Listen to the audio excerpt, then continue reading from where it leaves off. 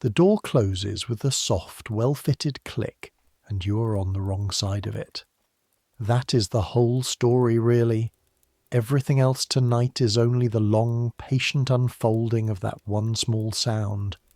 A brass handle turning, a latch settling into its plate, 2 inches of oiled oak swinging shut between you and a conversation about your own body. You're standing in a hallway in London.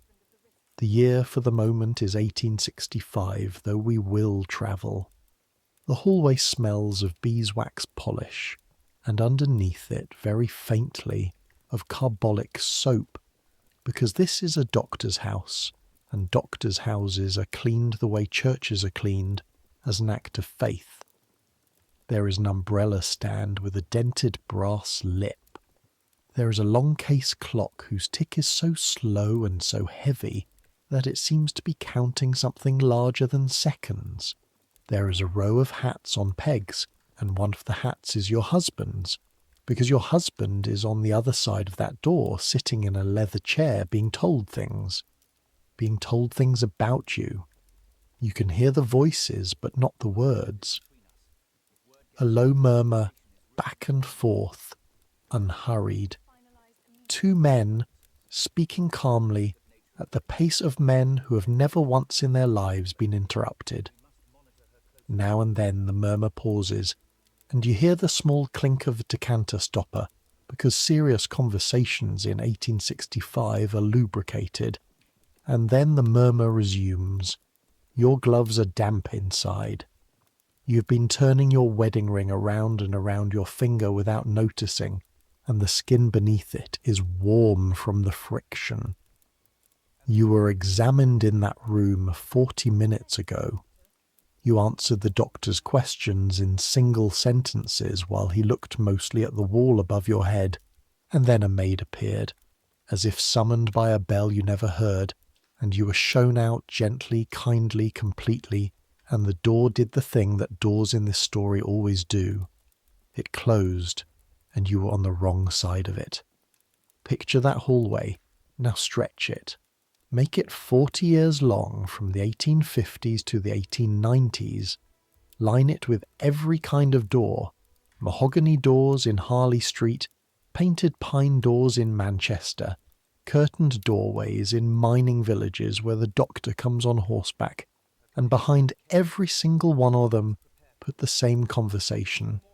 A physician and a husband, discussing a wife who is not in the room, her diagnosis, her treatment, her confinement in both senses of that word, what she will be allowed to know about her own blood, her own lungs, her own future.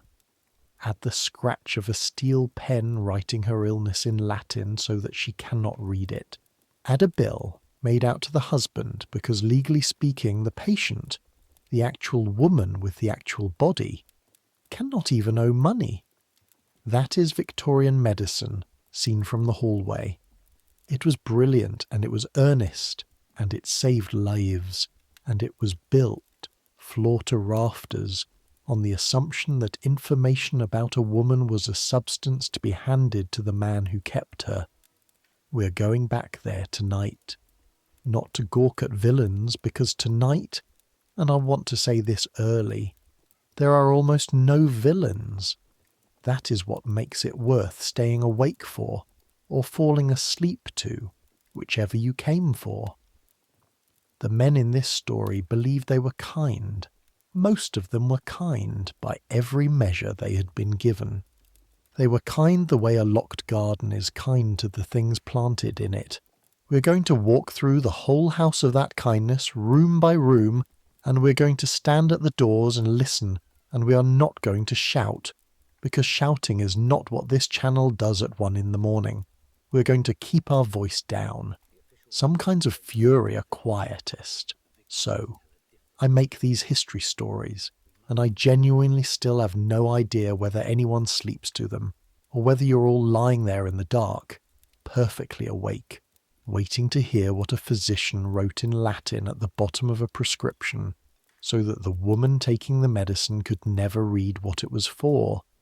Either way, subscribe if you feel like it. Get comfortable. Here we go. One honest word before we open the ledger, because this story deserves honesty more than most. The laws you will hear tonight are real laws, with their true dates. The Acts of Parliament are real. The doctors I will name: William Blackstone the jurist, Silas Weir Mitchell, Spencer Wells, Isaac Baker Brown, James Young Simpson, John Snow, Elizabeth Blackwell, Elizabeth Garrett Anderson, Sophia Jex-Blake, were real people, and everything I attribute to them comes from what they published, said in public, or had recorded about them in the minutes of their own professional societies. The prices are period prices. The medical practices are documented ones from the era's own textbooks and journals. But the house we are standing in tonight is built out of many houses, and the wife on the wrong side of the door is many wives, stitched together so that you can wear her for an evening. And there is one more pair of borrowed eyes I want you to know about, because you will be looking through them all night. At the hinge of the consulting room door, in the pantry that shares a wall with it, at the desk in the hall where the appointment book lives and I am going to keep one woman, call her Margaret.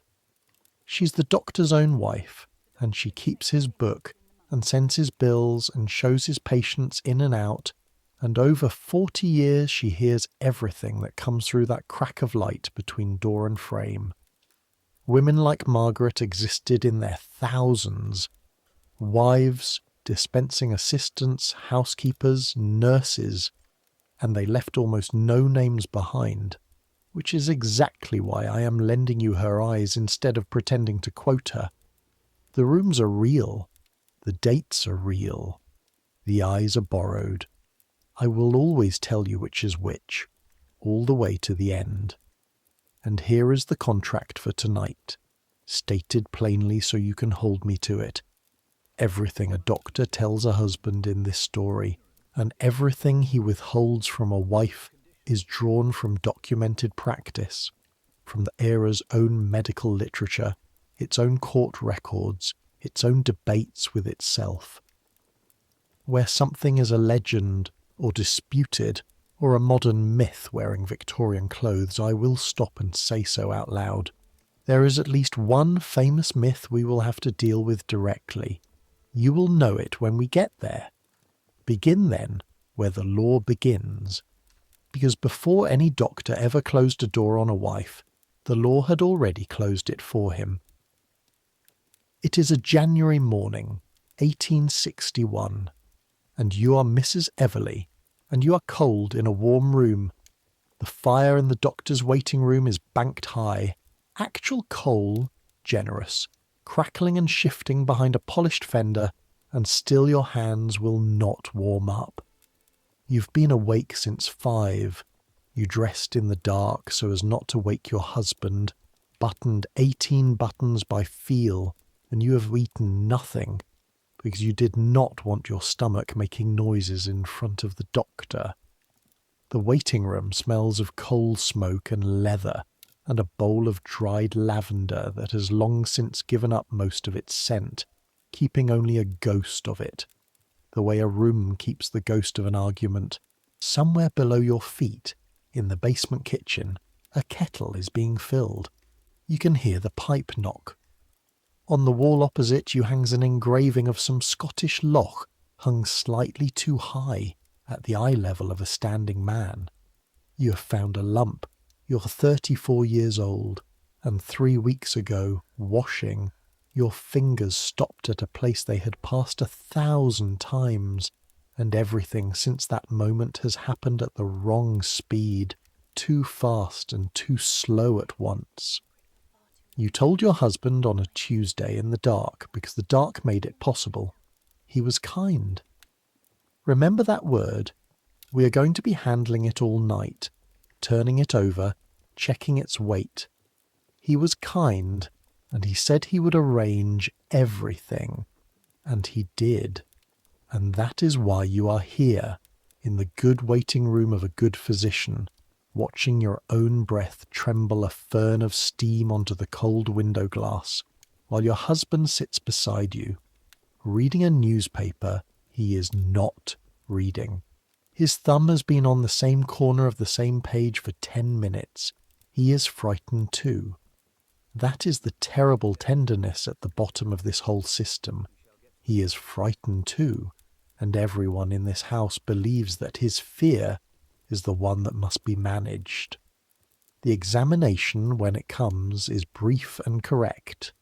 The doctor is perhaps 55, whiskered, gentle-handed, and he speaks to you the entire time in the voice people use for spooked horses, a low, even stream of nothing much. Just so, quite so, thank you, that will do.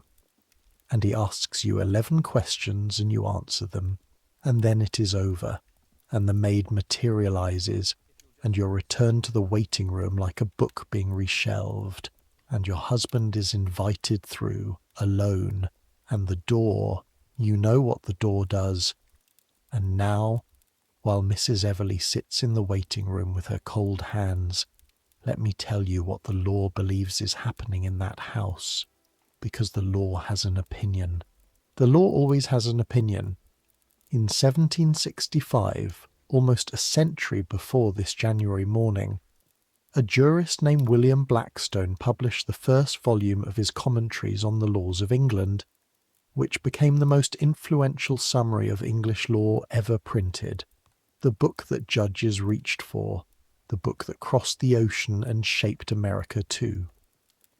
And in it, Blackstone set down the doctrine of coverture in a sentence that Victorian England still lived inside, the way you live inside a house built by your great-grandfather.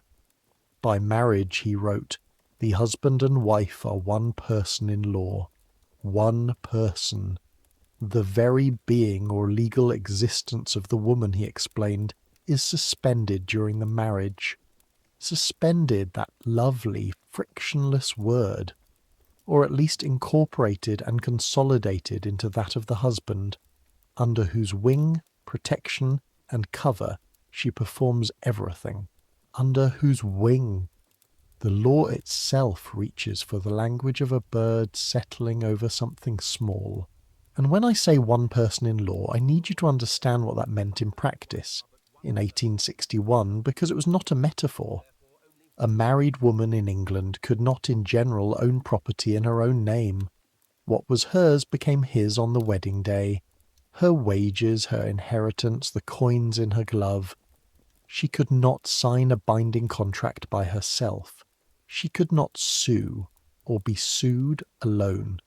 She could not make a valid will without her husband's consent. If she wrote a letter, her husband had the legal right to read it. The married woman was, in the phrase the lawyers actually used, a feme covert, a covered woman. Covered, as in sheltered. Covered, as in hidden. The language refuses to choose, so the century didn't have to either. Now put a doctor into that house of law and watch what happens, because this is the part nobody had to write down, the part that assembled itself out of pure legal logic. Who calls the doctor? The husband. Who can enter into the contract for the doctor's services? Only the husband. His wife, one person in law, cannot contract at all.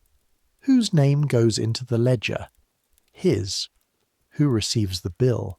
A guinea for the consultation, a guinea being 21 shillings, at a time when a skilled working man might earn 25 shillings in a week. He does. And to whom, therefore, in the plain commercial grammar of the thing, does the doctor owe his duty, his candour, his full report? Follow the money. The money goes through the husband. So does the truth. None of this required a single cruel man. That is what I most need you to carry through tonight. It required only ordinary men, standing in an extraordinary arrangement, each doing the correct thing as the arrangement defined correctness. The physician who took the husband aside was not sneering. He was being, by his own lights, and his professions tactful, merciful, proper. The era's medical etiquette said so in print. Its manuals of professional conduct spoke of the practitioner's relationship with families, with the head of the household, and a whole quiet architecture of habit grew up around that word, head. You told the head. The head decided what the rest of the body should hear. In the hallway of that house in 1861, Margaret keeps the appointment book. Look at her for a moment, because she will be with us until morning. She's 39 this winter, the doctor's wife of 16 years, and she sits at a small desk near the foot of the stairs with the daybook open in front of her, a quarto volume bound in marbled boards, and she writes the appointments in a small upright hand. And here is the first thing to notice, the first detail I want you to keep. Keep it the way you'd keep a coat check ticket, because we are coming back for it. When a man consults her husband, Margaret writes his name, Mr. Josiah Everley. When his wife is the patient, Margaret writes, because this is how it is done, because this is how her mother-in-law taught her it is done. Wife of Mr. Josiah Everley. The woman on the wrong side of the door enters the historical record, enters it at all, as a possessive. Margaret has filled 11 of these daybooks.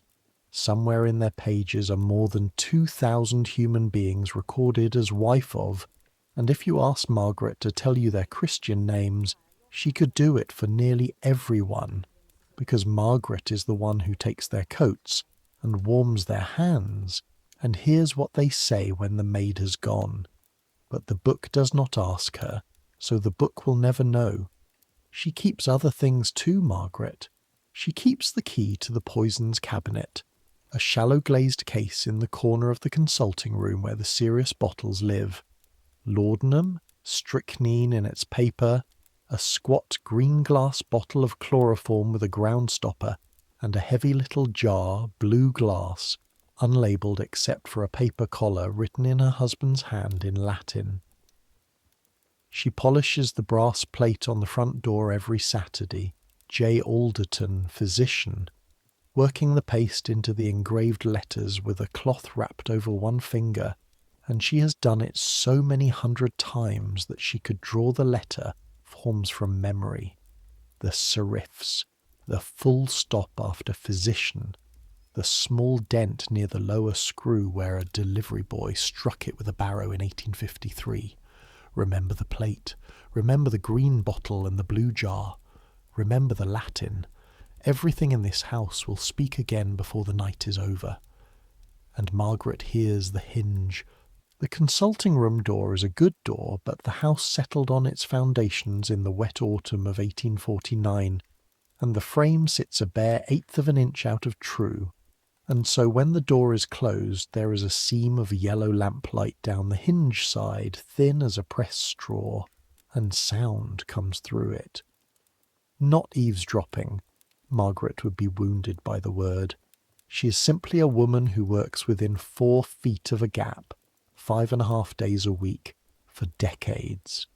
She hears the way a miller hears his own wheel, without trying, without stopping, without ever quite being able to stop.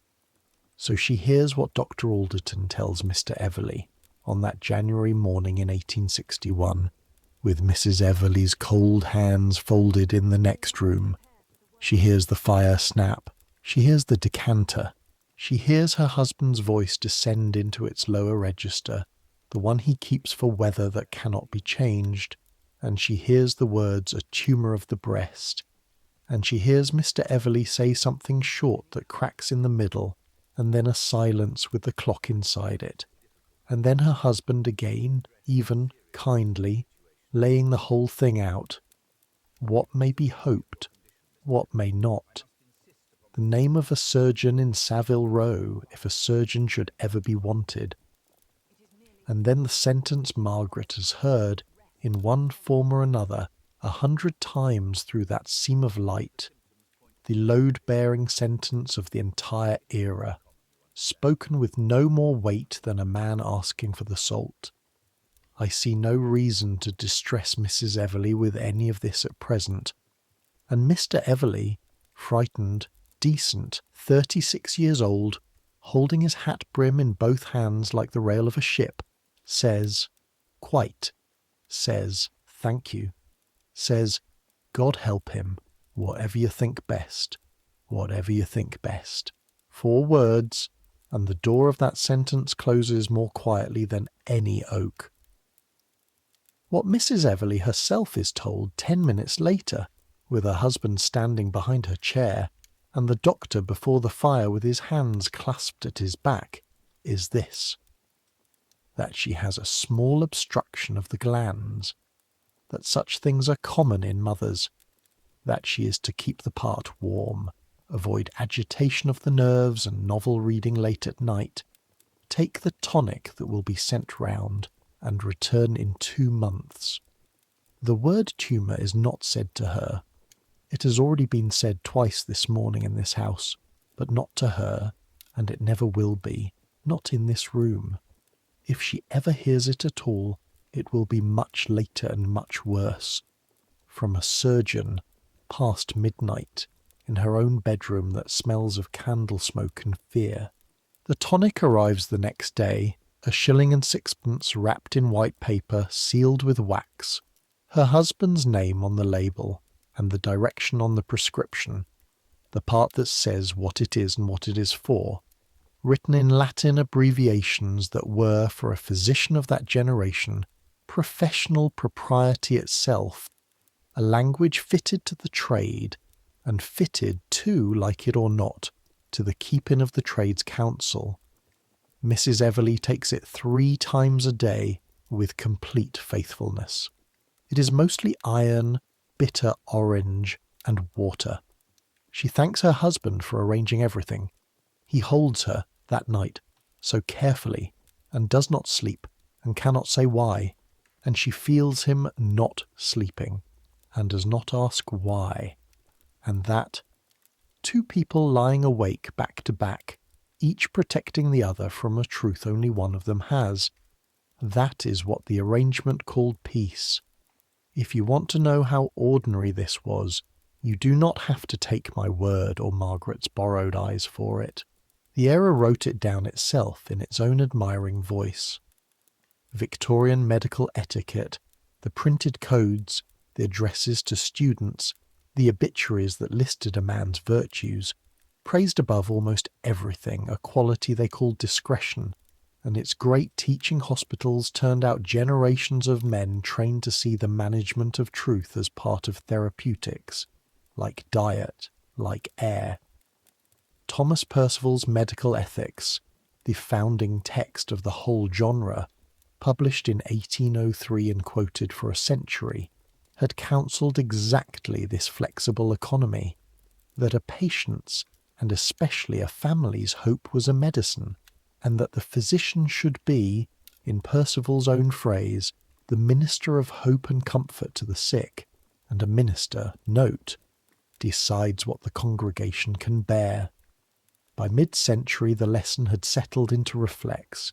You softened, you translated. You told the person legally and financially responsible, the head, and you let the head ration it onward. With men of the labouring classes, doctors complained in print that patients demanded too much explanation. With wives, the complaint does not appear. Nobody recorded being asked. And in fairness, hold the fairness, it matters. It is what keeps this story true instead of merely satisfying. The concealment ran on real fuel. These men had watched shock kill. They believed, on the medicine of their day, that despair lowered the body's resistance, that bad news could stop a weak heart, that the female constitution in particular was a lamp in a draught.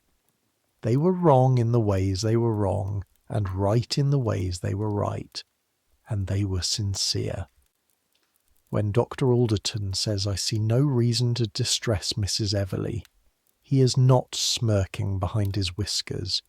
He believes he has just done the gentlest available thing. He goes into his supper that evening tired in the specific way that kindness makes you tired. It is Margaret spooning out the soup who says, and she says it mildly, conversationally, in the voice wives of that century used for smuggling, that she wonders whether Mrs. Everleigh might rest easier knowing, since not knowing has its own agitations. She has seen the woman's hands, and her husband looks up, not unkindly, genuinely puzzled. A man asks to explain water to a fish, and gives her the sentence that this whole first hour of ours has been building toward. Margaret will keep it for 30 years. So will you. A wife is not my patient, my dear. Her husband is. Remember whose name is on the bill. He means it as shop sense, almost a pleasantry. He picks up his spoon. The fire shifts. Upstairs a floorboard ticks as the house cools, and 4 streets away Mrs. Everleigh is taking her tonic.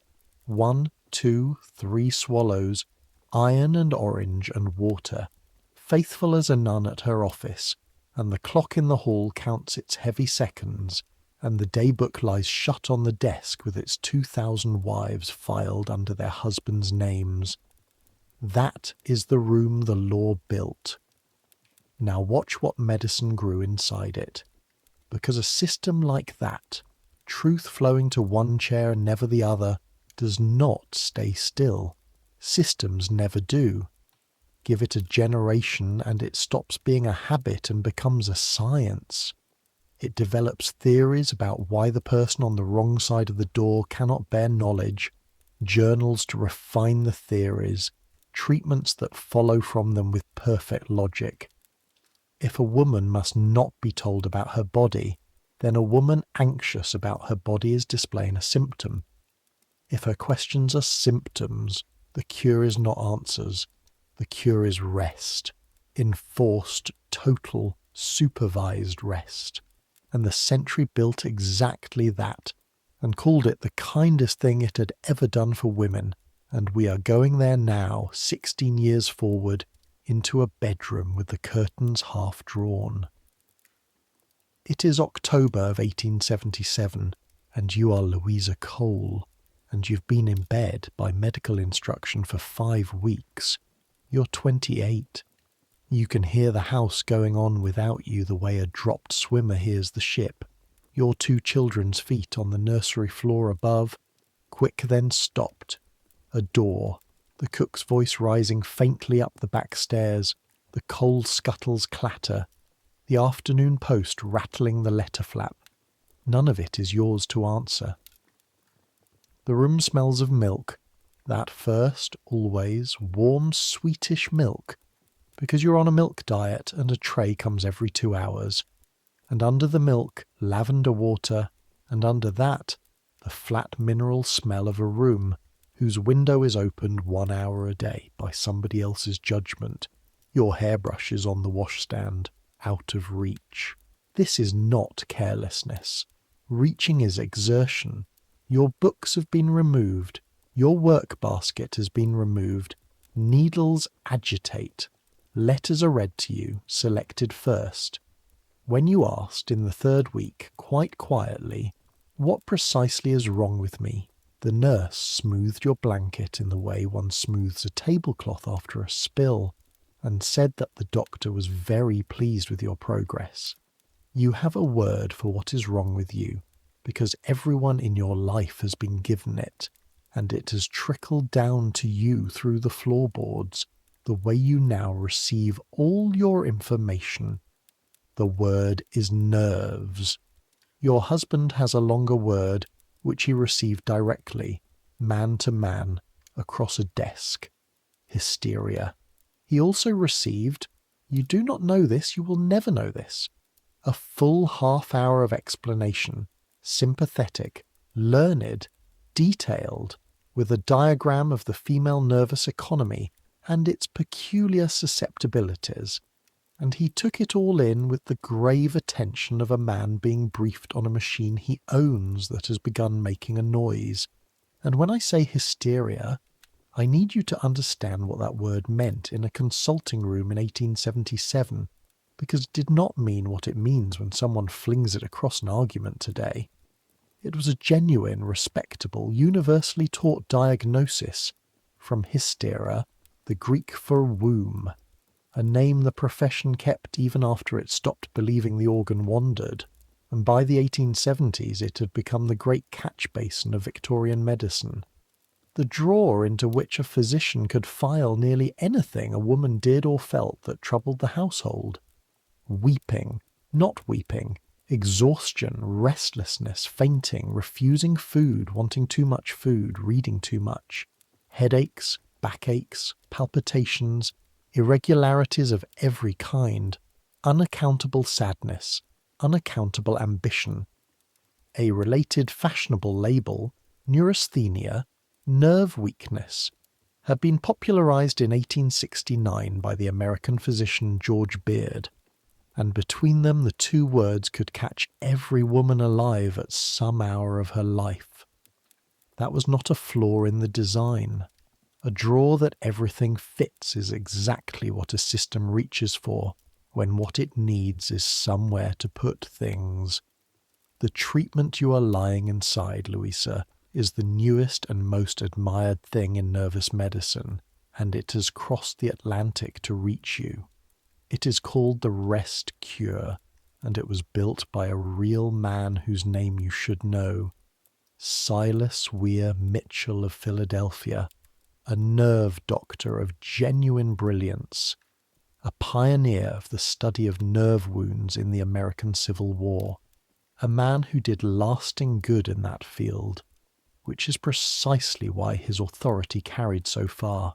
In 1877, the very year you've been lying here, he published the book that made the regime famous, and its title alone tells you the theory, Fat and Blood.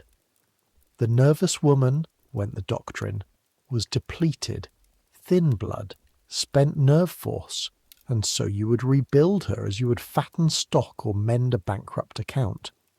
The full regime, as Mitchell himself printed it, 6 to 8 weeks of bed rest, seclusion from family and friends, their sympathy was considered part of the disease, a diet founded on milk, no reading, no writing, no sewing, no conversation beyond the nurses, massage and electrical stimulation of the muscles, so that the body could be exercised without the patient doing anything so stimulating as moving, and above all, obedience. The physician's will was the medicine. Mitchell said so plainly. The cure worked, he wrote, through the moral ascendancy the doctor gained over the patient. Rest, in this room, is not the absence of demands. It is a demand. It is the largest demand anyone has ever made of you, that you stop entirely and be grateful. And the bill for it, because there is always a bill, and the bill always has its lesson, goes to your husband, and it is not small. A full rest cure with resident nurse, massage, and the physician's daily visit ran to several guineas a week for 6 or 8 weeks. Families of your station reckoned the whole course at £50 and upward, at a time when a housemaid earned perhaps £16 a year. Your husband pays it without complaint. He would tell anyone who asked, and he would mean it, that no expense is too great where his wife's health is concerned. He is paying £50 for you to be kept from your own hairbrush, and he is doing it out of love, on the best advice in the English-speaking world. Hold both halves of that sentence at once. That is this whole story in a single invoice. Does it work? Sometimes, and be fair, always be fair, sometimes it does. Some exhausted, underfed, endlessly pregnant, endlessly dutiful women lie down in that bed, and are fed cream and left alone for the first time in their adult lives, and they rise heavier and steadier. Rest, food, and the removal of a household from a woman's back is not nothing. Some patients wrote Mitchell letters of real thanks, but you're not asked which kind of patient you are. Nobody in this system is asked, and for the ones the cure pressed down instead of lifting, we do not have to imagine anything, because one of them wrote it down, and what she wrote is one of the most documented indictments in American literature. Her name was Charlotte Perkins Gilman.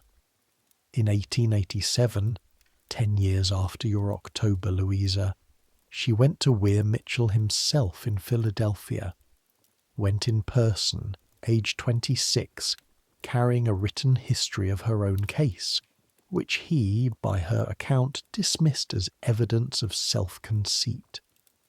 He put her through the rest cure, and then he sent her home with a prescription for the rest of her life, which she recorded in her own published words, to live as domestic a life as possible, to have her child with her at all times, to have but 2 hours intellectual life a day, and never to touch pen, brush, or pencil again as long as she lived.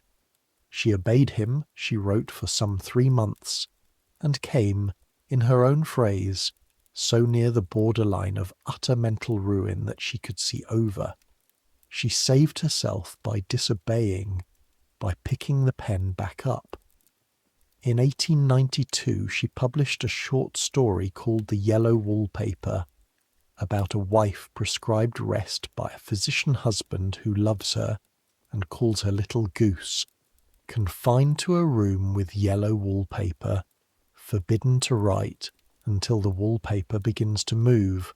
It is the most famous bedroom in American fiction, and Gilman told the world in print exactly why she built it. She sent a copy to Mitchell himself, and years later, in 1913, she published a short piece titled Why I Wrote the Yellow Wallpaper, saying it was written to save people from being driven crazy. And it worked, she claimed, and said she had been told that Mitchell altered his treatment of nervous prostration in later years. Whether he truly changed, scholars still argue. That last mile is her testimony, not a court record, and I give it to you as exactly that. But the prescription, the 3 months, the borderline, those are her own documented words about her own life, and they were aimed, carefully, like a woman aiming at the kindest doctor in America. Now, before we leave this bedroom, the myth. I promised you I would stop and say it out loud, and this is where it lives. You may have heard, because the internet has heard, because a plausible book said so in 1999 and a play and a film followed it, that Victorian doctors treated hysteria by bringing their female patients to climax with mechanical devices straight-faced as routine therapy. It is repeated everywhere. And when historians finally went looking for it in the sources, most thoroughly in a peer-reviewed takedown published in 2018, the evidence simply was not there. The medical literature of the era does not prescribe it. The devices in question were sold as general muscle and joint massages for backs and necks, and gentlemen's rheumatism. The whole lurid picture dissolves on contact with the archive. I tell you this for 2 reasons. First, because this channel promised you the difference between documented and invented, and that promise is worth more than a good story. And second, because of what the myth does. It repaints this room as a naughty joke. Look around you, Louisa. The milk tray, the removed hairbrush, the letters read first by someone else. The truth of this room is not titillating, and it does not need embroidery. The truth is a woman lying still in the middle of her own life, listening to it continue overhead without her, while 2 floors down her husband is told how she is. There is one more person who comes to this room, and you must meet her now, because she is the other side of the century, the side that has been here all along. On Thursday afternoons, while the nurse takes her half-day, an old woman sits with you. Her name is Mrs. Freem. She's somewhere past 70. She was a midwife for 40 years before the doctor's certificates crowded her kind to the edges of the trade, and now she's hired by families as a sick-room sitter, respectable, silent, cheap. She smells of peppermint and wool. Her hands are speckled and enormous-knuckled and absolutely steady, and she does not smooth your blanket, which after 5 weeks feels like a form of respect bordering on love. On her third visit, without being asked, without looking up from her knitting, she tells you what nobody in this house has told you, that she has seen 100 women in beds like this one, and that most of them were not mad, and that you do not look mad to her. You look like a kettle taken off the fire and called broken because it has stopped whistling. And when you laugh, the first laugh in 5 weeks, it hurts. It actually hurts under the ribs, the way unused muscles hurt. She glances at the door, and then she reaches into her knitting bag and puts a book on the counterpane. A thick, cheap, dog-eared book, its spine mended with brown paper, its title page soft as cloth from handling. Advice to a Wife by Pi Henry Chavas. A real book, understand, one of the great best-selling home medical manuals of the century, first put out in the early 1840s and reprinted for decades. Half a crown new, written by a Birmingham doctor in plain English, no Latin anywhere in it. What to expect, what is normal, what the body does, and why. Tame stuff, most of it, and cautious, and stamped throughout with its era's own assumptions, but in English, addressed to a wife. On the cover, that word, a wife, in the position where the reader goes. Your sister owned this copy. Before her, an aunt. In the margins, in 3 different faded hands, there are pencil marks. A line beside this, a cross beside that. Once, next to a paragraph on the 6th month. A single word. True. Mrs. Freem taps the cover with one huge knuckle and says the sentence I want you to keep beside Dr. Alderton's sentence from 1861, its equal and opposite, the second law of this whole hidden economy. Women have always told each other, dear, that is the oldest school of medicine there is, and it has never once closed. Then she goes back to her knitting, and you slide the book under the mattress on the window side, where the counterpane hangs low, and you learn its chapters by candle. End over the following 3 weeks, 1 ear on the stairs, and this is where we leave you, Louisa, not cured, not rescued, but reading. Hold a picture. A woman in bed, forbidden print, reading anyway, in secret, about herself. The century is full of her. She is the resistance, and she looks exactly like obedience, and we'll meet her again before morning. But now the fire needs banking, and the lamp needs turning down because we've arrived at the chapter I've been walking carefully toward all night. I told you at the door that this story's power is a quiet one. Here is where I ask you to trust me with the quietest room in the house. No graphic detail lives in this chapter. That is a promise. This is still a sleep channel, and some doors we honour by not flinging them wide. But the room itself must be entered, because it is documented to its floorboards, and because no episode with this title would be honest without it. It is a wet evening in November. Call the year 1885, and you are a woman in a grey dress, and you have been unwell in a tired, drifting, unnamed way since the spring. You are in the hallway again. You know this hallway. We stood in it at the beginning of the night. The same beeswax, the same slow clock, the same seam of lamplight down the hinge side of the consulting room door. The umbrella stand holds your umbrella, still ticking rainwater onto the tile, one drop at a time, a small private clock of its own. You have a rash that came and went in the summer, and a sore throat that stays, and an ache in the bones of your shins at night, and a tiredness like wet wool. And you have lost a baby in the spring early and been told such things happen. You're not frightened exactly. You're past the sharp part of fear, into the long fog of it.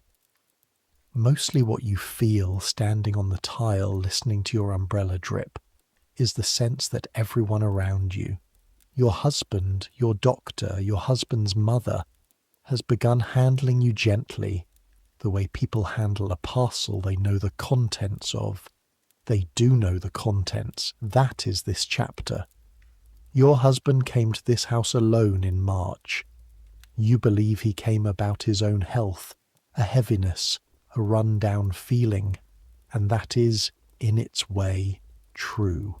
He sat in the leather chair and the doctor examined him and asked him questions man to man and reached a diagnosis and told him. Told him fully, gravely, precisely, with the door shut. The name of the disease, its course, its stages, its treatment, its risks, to himself and to you and to children who might come. Your husband received the whole truth because he was the patient, and the patient is the one the truth belongs to. And then the two of them, doctor and husband, in the low voices of men managing weather, decided what you would be told, and what you were told was nothing. You were told you were run down. You were told your blood was poor after your loss. A tonic was sent round. You've taken it faithfully since April, 3 times a day, 1 shilling and 6pence the bottle, your husband's name on the label. And if you had ever unfolded the prescription that ordered it, you would have found the contents written in Latin abbreviations, and among them, had you the Latin and the trade's own shorthand, a preparation of mercury, the blue jar from the corner cabinet. Margaret weighs it out on the dispensing scale herself, grains at a time, and enters it in the book. And the book does not say what it is for, and neither does anyone else. Because the word that would explain everything, the word your husband was given in March and has carried since, the word that is being treated in your body without ever being introduced to you, is syphilis. I am going to keep the promise I made at the door of this chapter. We are not going to follow the disease into the body. This is a history of what was said and not said, and it can be told entirely at the level of the saying. But you must know, plainly and without decoration, that what I have just described was not a Gothic invention and not a rare abuse. It was common enough and open enough that the medical profession of Europe discussed it in its lectures, in its journals, in its textbooks, as a recognized problem of practice with a settled answer. The question was debated in exactly these terms. When a husband has infected, or may infect an innocent wife, may the doctor warn her? And the weight of the profession's answer through most of this era was no. The duty of confidence was owed to the patient. The patient was the man. To tell the wife was to betray the consultation, invite scandal, break up the household, and expose the physician himself to ruin. So the standard counsel, printed, taught, repeated, was to work on the husband, urge him to postpone the marriage if it had not happened, to submit to treatment, to abstain, to manage, to delay, to euphemize, and if he would not be managed, the secret held anyway. The lecture halls where this was settled had at the front a man of real conscience saying with genuine sorrow that the seal of professional secrecy could not be broken. Sorrow and the seal unbroken, both at once. All night to night, both at once. That has been the shape of everything, and here it reaches its darkest form. The men who ran that system did not lack a word for what was happening to you. They coined one. The great French authority on the disease, Alfred Fournier of Paris, the most cited syphilologist of the century, a man who genuinely laboured to protect families, gave the phenomenon its clinical name in the 1880s, syphilis insontium, syphilis of the innocent, Latin again, notice. Even the naming of the wronged was done in the language they could not read. Under that heading, the profession's own literature acknowledged, counted and catalogued the wives, respectable, faithful, unknowing women infected within marriage, and mourned them in print, in measured clinical prose, at the very moment its own rules of conduct kept each individual one of them uninformed. The category was public, the cases were secret. Medicine grieved the harvest and guarded the field. And the age knew. That is the thing that stops even me, and I've been reading this century for years. Not every wife knew. That was the whole design. But the age knew. In 1881, the Norwegian playwright Henrik Ibsen put the secret on stage in a play called Ghosts. A widow who was counselled by everyone respectable to stay with a diseased husband, a son who inherits the consequence, a household rotted from inside by exactly the concealment we are standing in. Respectable Europe reacted the way a house reacts when a lamp is carried suddenly into a room everyone had agreed to keep dark. London's press called the play an open sewer. It was refused licences, denounced from pulpits, performed at first only in private clubs. Not noticed because it was false. No one argued it was false. The rage was that it was said. Which tells you the whole grammar of the era in one sentence. The sin was never the secret. The sin was the telling.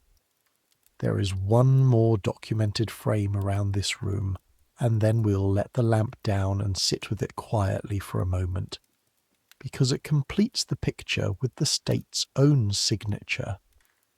In 1864, 1866 and 1869, Parliament passed the Contagious Diseases Acts, their real name, their real dates. In garrison and port towns, these acts empowered police to detain women. Women suspected of prostitution, on a plainclothes policeman's word, and subject them to compulsory medical examination and lock them in certified hospital wards for months if found diseased. The men, the soldiers, the sailors, the husbands were not examined. That was proposed and rejected. The army had tried inspecting soldiers and stopped. The men found it degrading. Read that again, but slowly, the way Margaret reads the daybook by lamplight.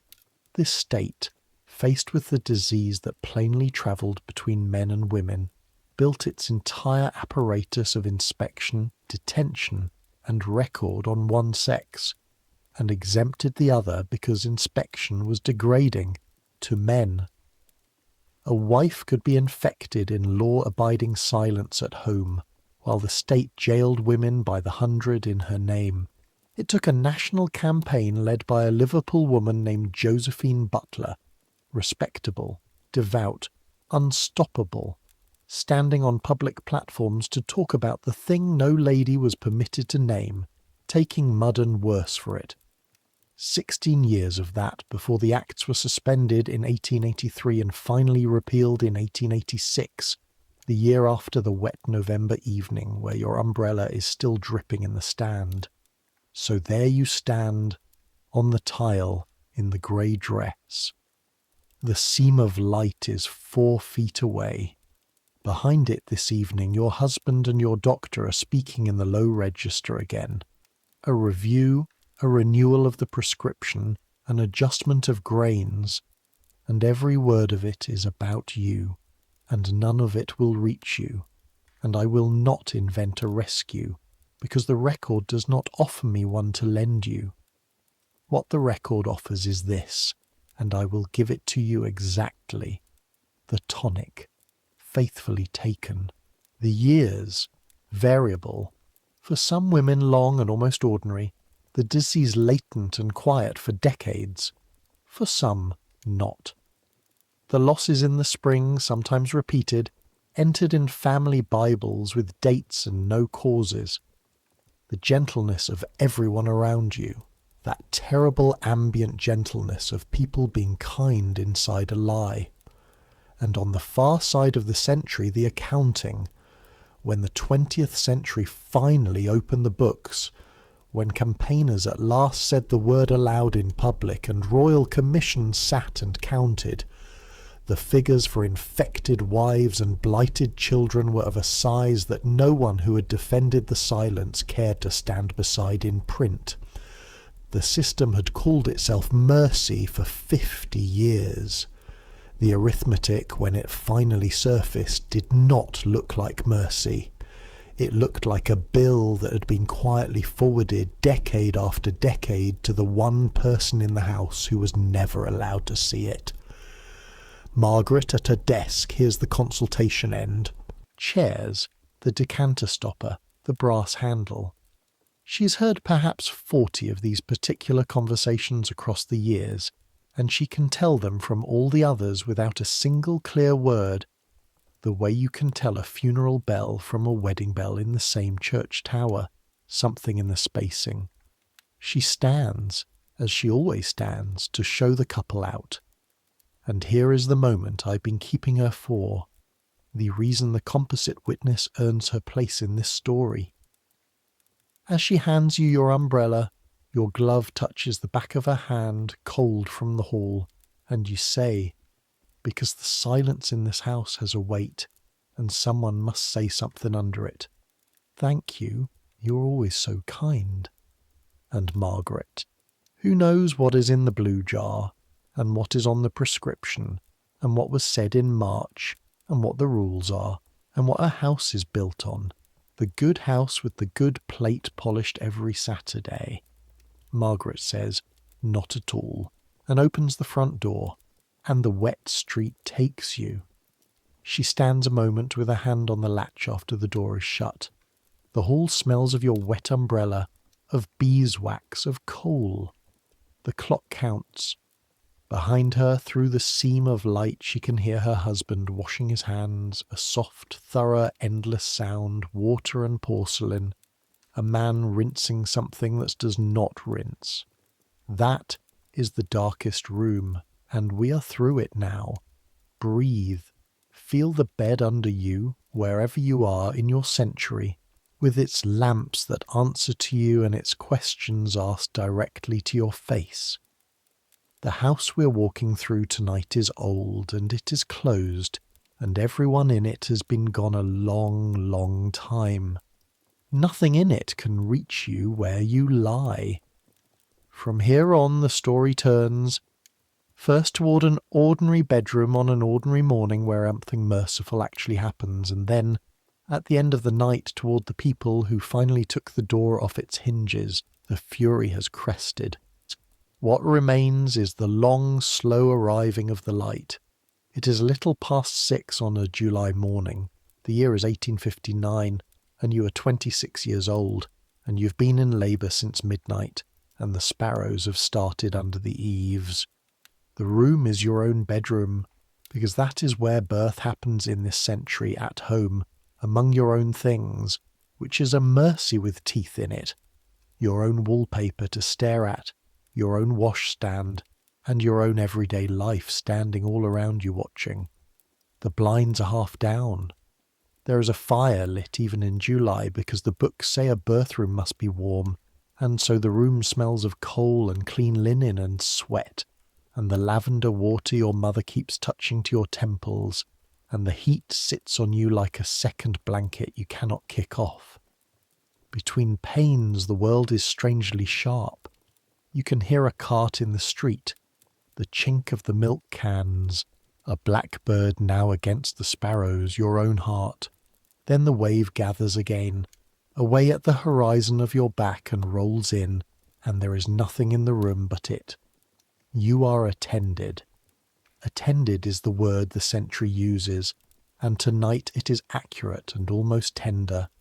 Your mother, the monthly nurse, hired for the month around the birth, brisk, kind, smelling of starch, and the doctor, because your household can afford a doctor, 21 shillings for the delivery, and because fashion has been moving this way for 50 years. The man midwife, the accoucheur, with his black bag on your dressing table, standing at the window with his watch in his hand, counting. He is not unkind. Say it with me by now, you know the tune. He is not unkind. He is punctual and calm, and he has done this 900 times. And when he speaks to you, he says bravely done and steadily now. And there's a good brave girl, you, a married woman of 26, in your own house, a good brave girl. And twice since midnight he has gone downstairs. You heard the stairs creak both times, 4th step, then 7th, and both times the study door below clicked, and a murmur started. That same low, two-man murmur that runs under this whole night like a pipe under a street. Because your husband is down there, in the study, with the brandy he is not drinking, and the doctor goes down at intervals to report. To him. Progress is reported to the study. Questions are answered in the study. And if this labour, which is long but not yet dangerous, should turn dangerous, this is not a fear I am inventing to frighten you. It is the actual protocol of the era, printed in its actual textbooks. The decisions will be taken in the study. The obstetric manuals of this century, when they reach their darkest pages, the pages about labours that cannot end well, instruct the practitioner with complete matter-of-factness to lay the choice before the husband and the family and be guided by their wishes. There are choices in those pages I will not spell out at this hour, choices about which life to prefer when only one can be preferred. Know simply that they existed, that they were discussed in advance as a matter of good practice, and that the person whose body they concerned, the person doing the work in the upstairs room, was the one person the protocol did not require anyone to ask. She was busy, went the reasoning. She was not herself. She must not be alarmed. The century did not even hear itself say it. The woman in the middle of labour must not be troubled with the subject of her labour. You know none of this in the July morning, and none of it tonight will be needed. Your labour is long and hard and ordinary. I chose it that way. We have had our dark chapter. This one is going somewhere else. Because between the panes, in one of those sharp, clear intervals, listening to the murmur below, you say, to the room, to your mother, to the nurse, to nobody, the sentence that hundreds of women had begun to say by 1859, the sentence that is quietly rearranging the century. They gave the Queen chloroform, and that is true. That is documented down to the minute, and it is one of the great hinge moments in this whole story. So let us hold your hand through the next hour by telling it properly, the way the nurse tells it to you between waves, because she does. This is what birth rooms are for. Women telling women. 12 years earlier, the 4th of November, 1847, in Edinburgh, a Scottish obstetrician named James Young Simpson sat down after dinner with 2 colleagues to inhale, deliberately from a bottle of a heavy sweetish liquid called chloroform, to see what it did. What it did was put all 3 under the table. Simpson woke on the floor, understood instantly what he was holding, and within days was giving it to women in labour. He was a professor of midwifery, a miner's taxpayer's 7th son with a genius for controversy, and he spent the next years fighting for it in print, because the objections arrived immediately, and they are worth hearing, since every one of them was an argument conducted over women's heads about women's pain. Some doctors argued the pain of labour was physiological, purposeful, part of the machinery, dangerous to remove. And from certain pulpits and certain letters came the older argument, the Genesis argument. In sorrow shalt thou bring forth children, the curse of Eve, pain as scripture, anesthesia as defiance of it. Simpson, who knew his Bible as well as any minister in Scotland, answered in kind and in print. The Almighty, he pointed out, had himself cast Adam into a deep sleep before the first recorded operation in history, the taking of the rib. The joke has survived 170 years because underneath it is a serious question that the century mostly declined to ask out loud. Whose suffering, exactly, was so theologically necessary that it must be preserved against the woman's own wishes, and who would be consulted about preserving it?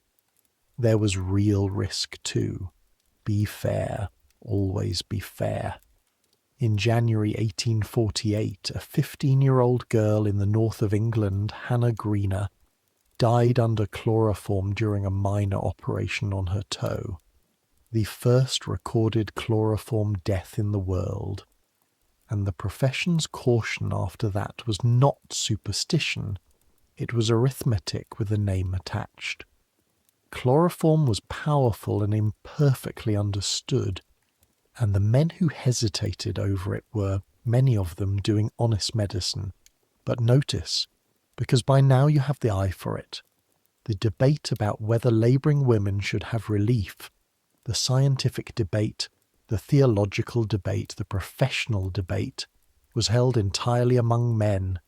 In journals women did not receive, in societies women could not join, and its findings were delivered to each individual woman not as information, but as a decision already taken about her.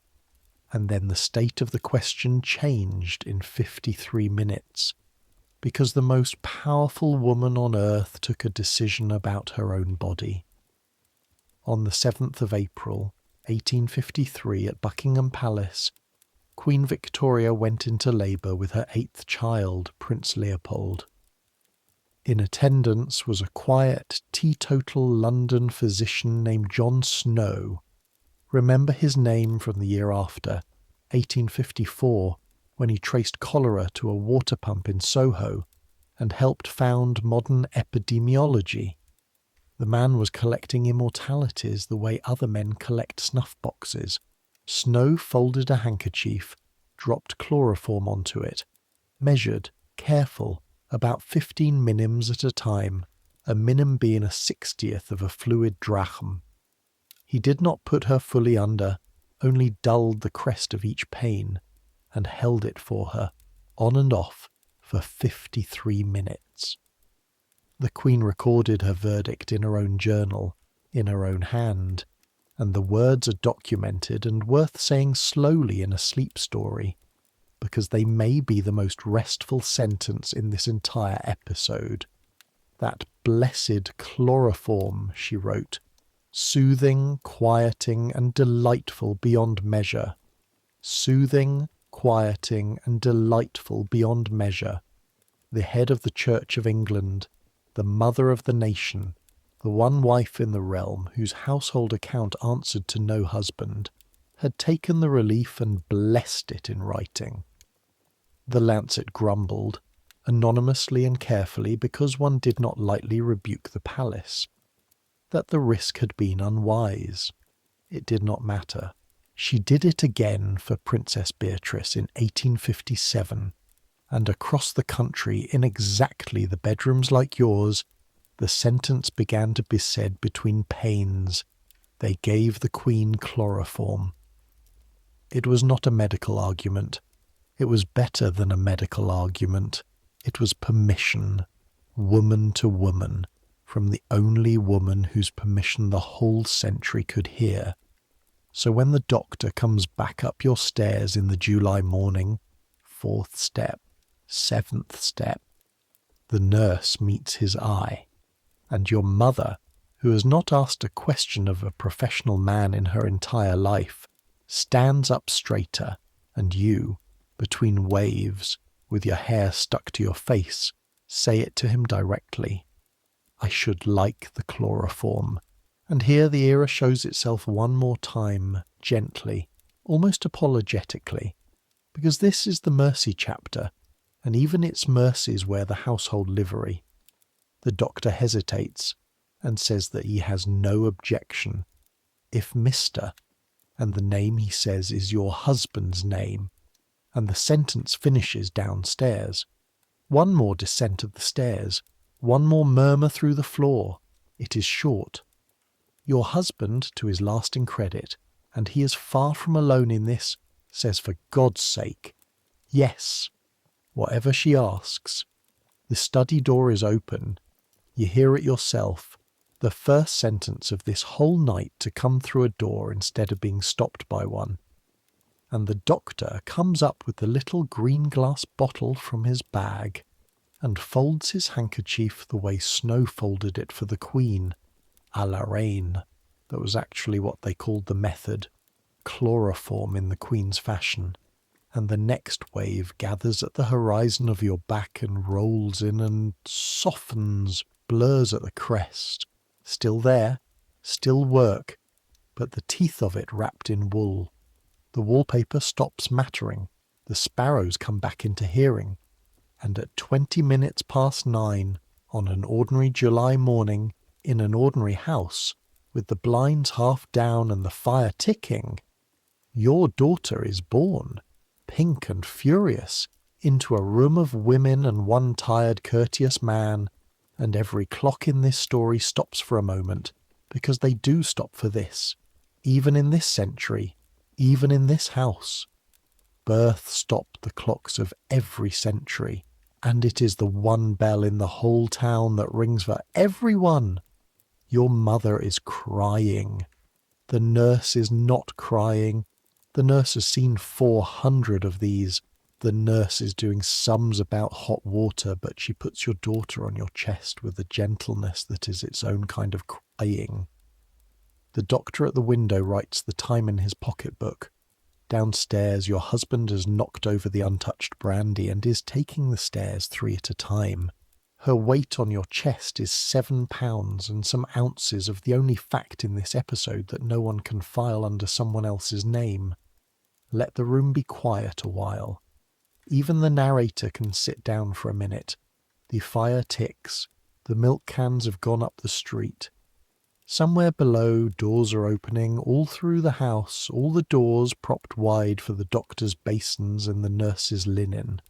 A house in the hour after a birth is a house that has briefly forgotten how to close anything. I told you this chapter was the turn, and you can feel it, can't you?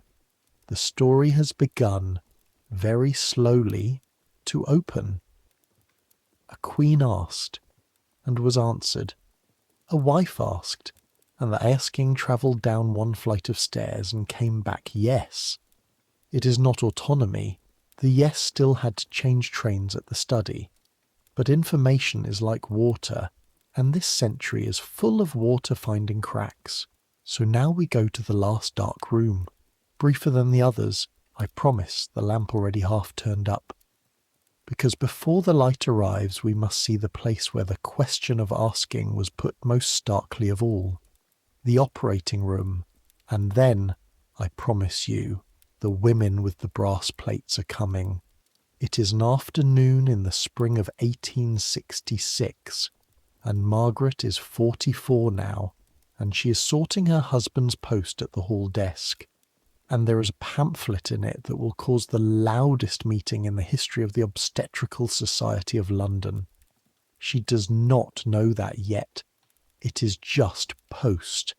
2 journals in their wrappers, a bill from the instrument maker, a subscription appeal, and a slim book, newly published, from a London surgeon of real fame.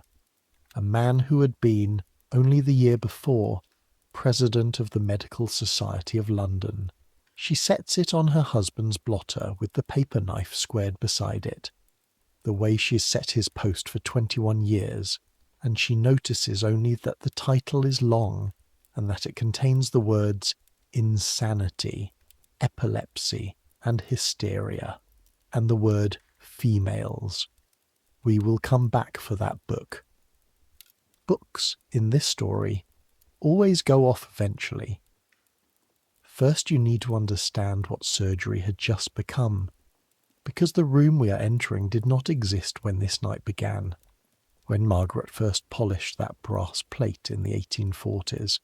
Surgery of the body's interior was in effect forbidden, not by law, but by arithmetic. Without anaesthesia, the abdomen was a border almost no honest surgeon would cross. The operations were minutes long, screaming and mostly fatal. Then, in the space of 20 years, the two locked gates opened one after the other. Anaesthesia arrived out of America and Edinburgh in 1846 and 1847. You were there for that. And antisepsis arrived in 1867, when a Glasgow professor named Joseph Lister, acting on the new germ theory, began soaking his instruments and dressings in carbolic acid, and watched his death rates from wound fever fall like a stone off a bridge.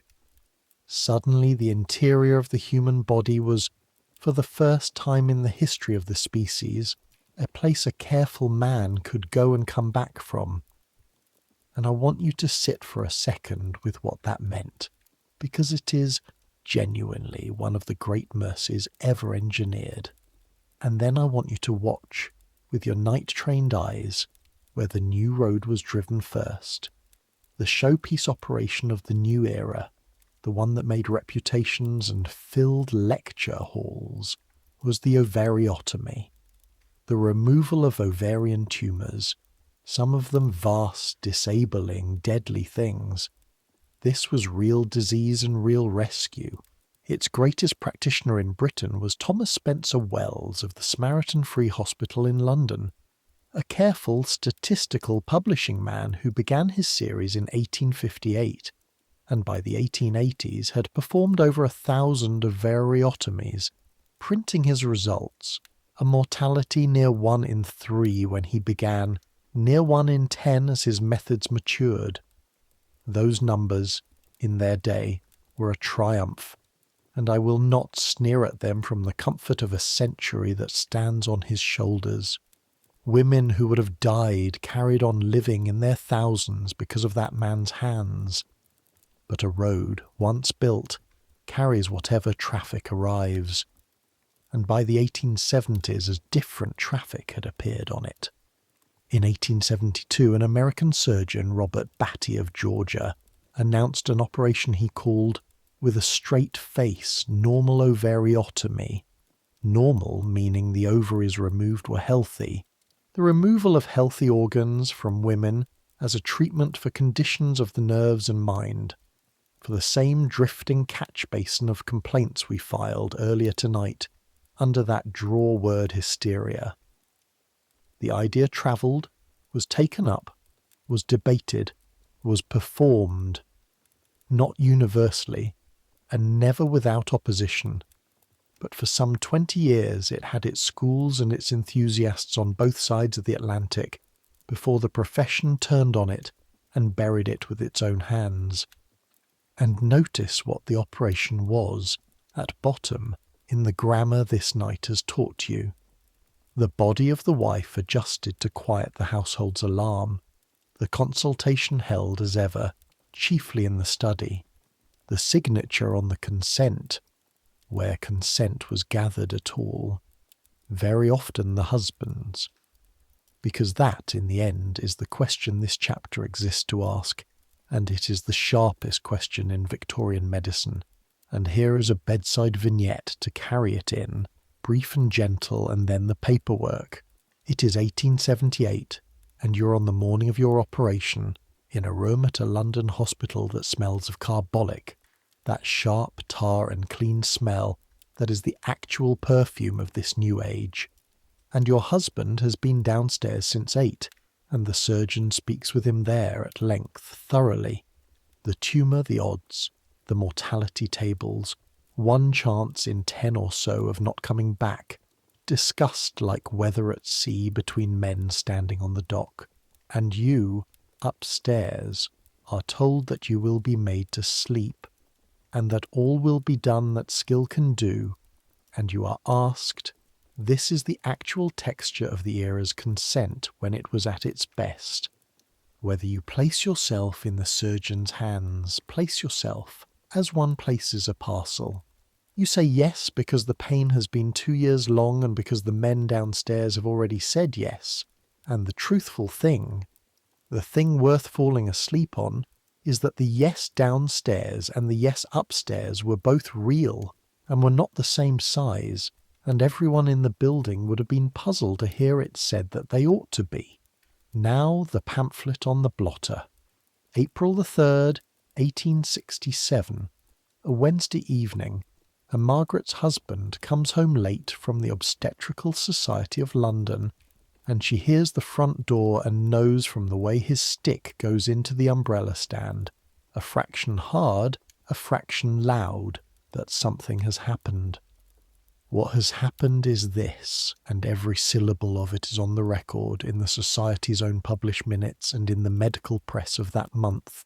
The surgeon of the long-titled book, his name was Isaac Baker Brown, had been performing at his private clinic an operation upon women which I am not going to describe at this hour beyond saying it was mutilating and it was useless.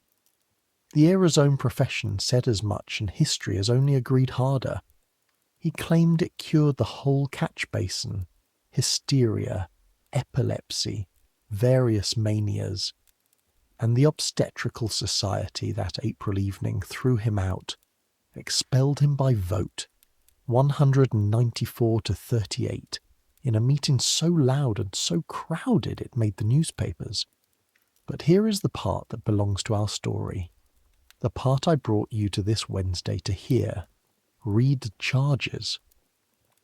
The Society's fury, in speech after speech, fastened not only on the operation but on the not asking, that he had operated on women without their full knowledge or comprehension of what would be done, without in some cases the knowledge and consent of their husbands. That was the unforgivable thing. That was what turned colleagues into a court.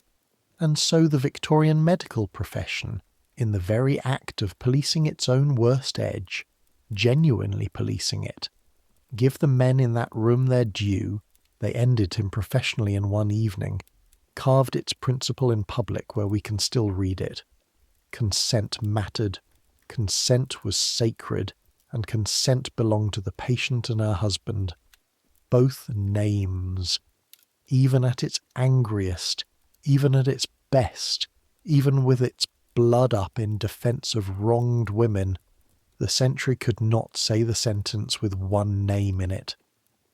Margaret hears all this at the supper table, delivered in her husband's low, even register, and Dr. Elderton, who is 61 now, slower, whiter about the whiskers, who voted with the 194 and is glad of it and shaken by it, sets down his spoon at the end and says the second sentence of his that this night will keep. The first, you remember, was about the name on the bill. 16 years have gone by since then, and Mrs. Everleigh's tonic bottles and Latin labels beyond counting, and the man has not changed his world. But the world has begun, by a degree, to change the man, and what he says, staring at the cruet, is, "They did not put him out for the knife, Margaret.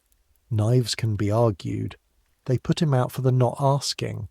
And he looks at her and adds slower, as if reading it off the inside of his own spectacles.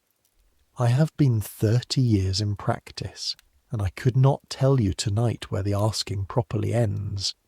It is the closest thing to a confession she will ever hear from him, and she receives it the way she receives everything at that table, with a small nod, and passes the salt and says nothing, because there is nothing in her training to say it with. But that night, quite late, she does something she has never once done in 22 years of keeping the house. She takes the lamp and climbs past the bedroom floor, up the narrow stair to the attic, to the little cold room where the trunks are kept. and she opens the shutter and stands at the highest window in the house, and she looks down at the street. And here is the view, the one high view of this whole night, so take it slowly. The street runs north below her, straight as a rule, resolving into fog somewhere past the church. The gas lamps have been lit. They stand at intervals of about 40 yards, small yellow pools with darkness folded neatly between them. And along both pavements, door after door after door, catching the gaslight one by one, are the brass plates.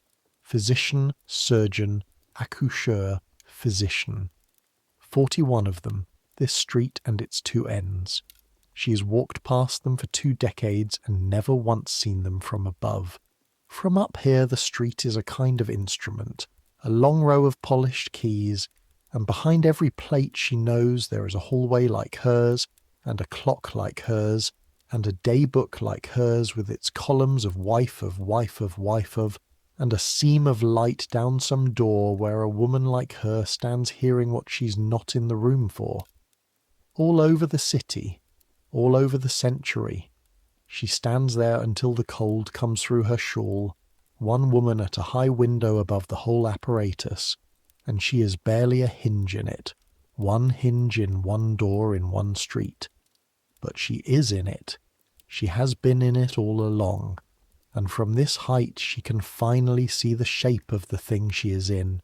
Below her the fog thickens street by street, and the lamps hold their 40-yard intervals like sentries, and somewhere beyond the church, invisible from here but real, already real on this April night in 1867, in a dispensary in Marylebone a mile south, in an examination hall in Edinburgh 2 years ahead, the shape has already started very quietly to crack. She goes down and puts out the lamp and winds the hall clock, which is her husband's task, but he is asleep, and it is, she finds, not difficult. You simply fit the key and turn. And now, at last, stay with me. We have earned this together, and the rest of the night runs downhill in the dark like a meadow. The light. It is a night in the spring of 1889, in a terraced house in Manchester, and you are 19 years old, sitting on the floor of your bedroom with your back against the bed frame, reading a 6-penny book by the end of a candle. The house is asleep around you. You can hear it being asleep. Your father's breathing through the wall, coal settling in the kitchen range 2 floors down, the tick of rain on the window, a late tram somewhere streets away, iron on iron, fading. The floorboards are cold through your nightgown, and you have wrapped the eiderdown around your shoulders like a defeated queen, and you're reading with the candle set on the floor beside you, shielded by your boot, because light under a door gives you away, and a boot's shadow does not. The book is cheap, paper board, small print, 6pence new, and it was posted to you flat, wrapped inside a copy of the Ladies' Magazine by your Aunt Louisa in the South, who wrote on the flyleaf in pencil, small, where a flyleaf pencil line can be rubbed out if it ever needs to be. Every woman should know what is in here. Burn this inscription if you like. Keep the book. You're going to be married in June. And this book, plain, practical, unblushing, a doctor's book written straight at you, about your own body and what may happen to it and what you may do about it, is answering, one small chapter at a time, every question you had catalogued under never ask. You will read until the candle drowns in itself. Hundreds of thousands of copies of books like it are moving through the post and the market stalls of England this year, hand to hand, sister to sister, aunt to niece, and every single copy is a door quietly coming off its hinges.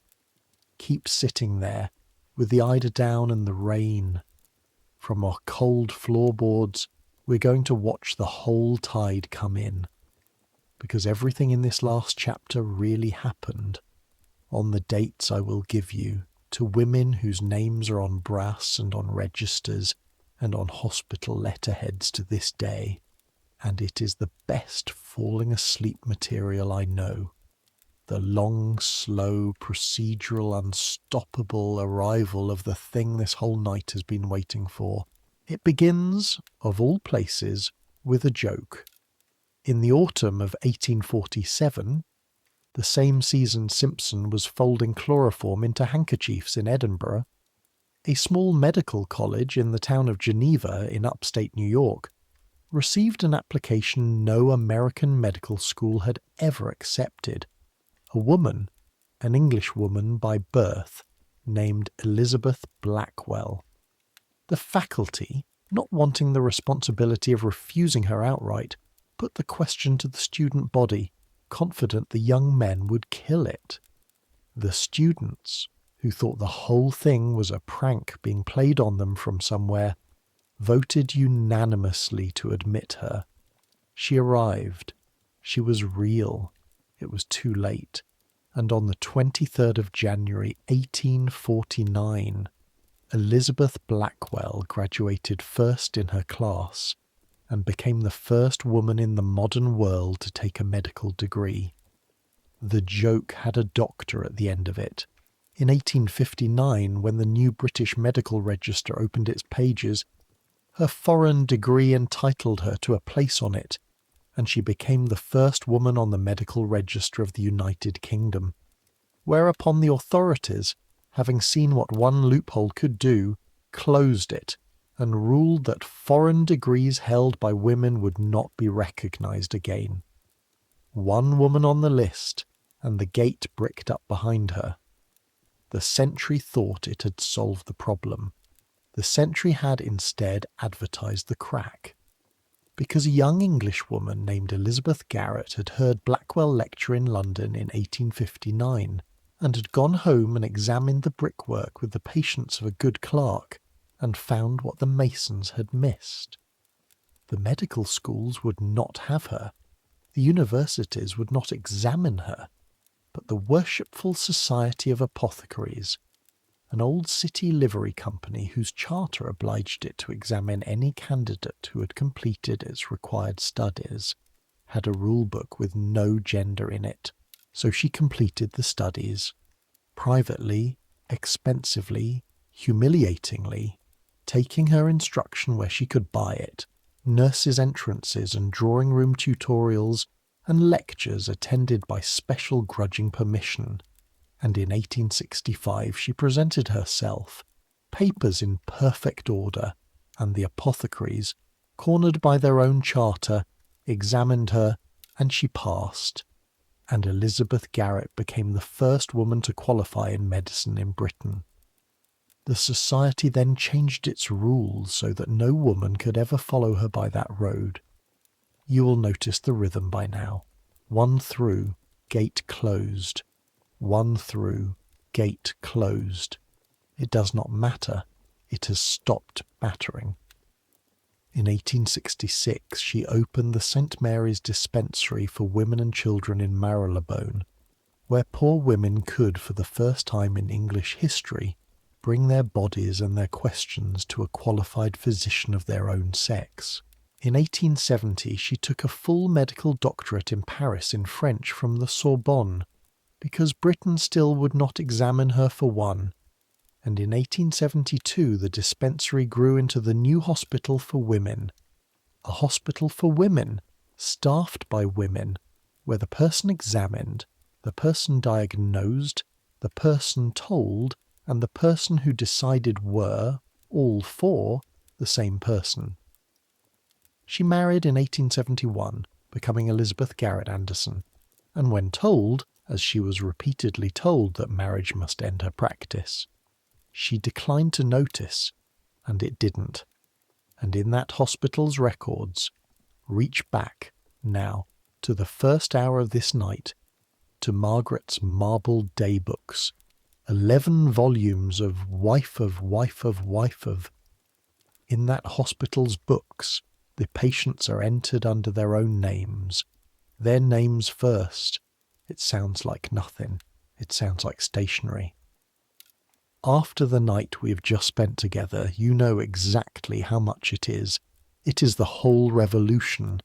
In a single column of a ledger, a woman walks in off the Marylebone pavement, and the pen writes down who she is. Meanwhile, in Scotland, the frontal assault.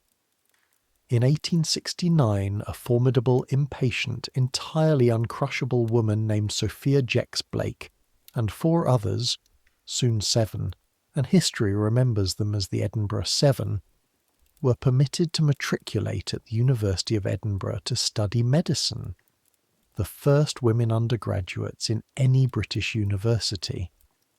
They paid separate fees for separate lectures since the sexes could not decently learn anatomy in one room.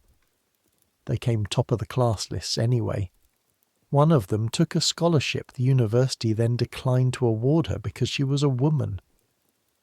And the resistance grew uglier semester by semester until, on the 18th of November, 1870, it stopped pretending to be about anything but what it was about. That afternoon the 7 walked to Surgeons' Hall to sit an anatomy examination, and a crowd of some hundreds, students well to the front of it, met them at the gates and threw mud and refuse and worse words and slammed the gates in their faces. The women stood in the street, in the mud, in their examination clothes, until a sympathizer wrenched the gate open and they walked in through the crowd and sat the examination and passed it, while the rioters outside, in a final touch that no novelist would dare invent but the newspapers of the day duly recorded, pushed a sheep into the hall after them. The examiners let it stay. It had, one of them is reported to have observed, more sense than those outside. The Surgeons' Hall riot did what such afternoons reliably do. It turned a question into a cause. Edinburgh, after years of litigation, still refused the 7 their degrees.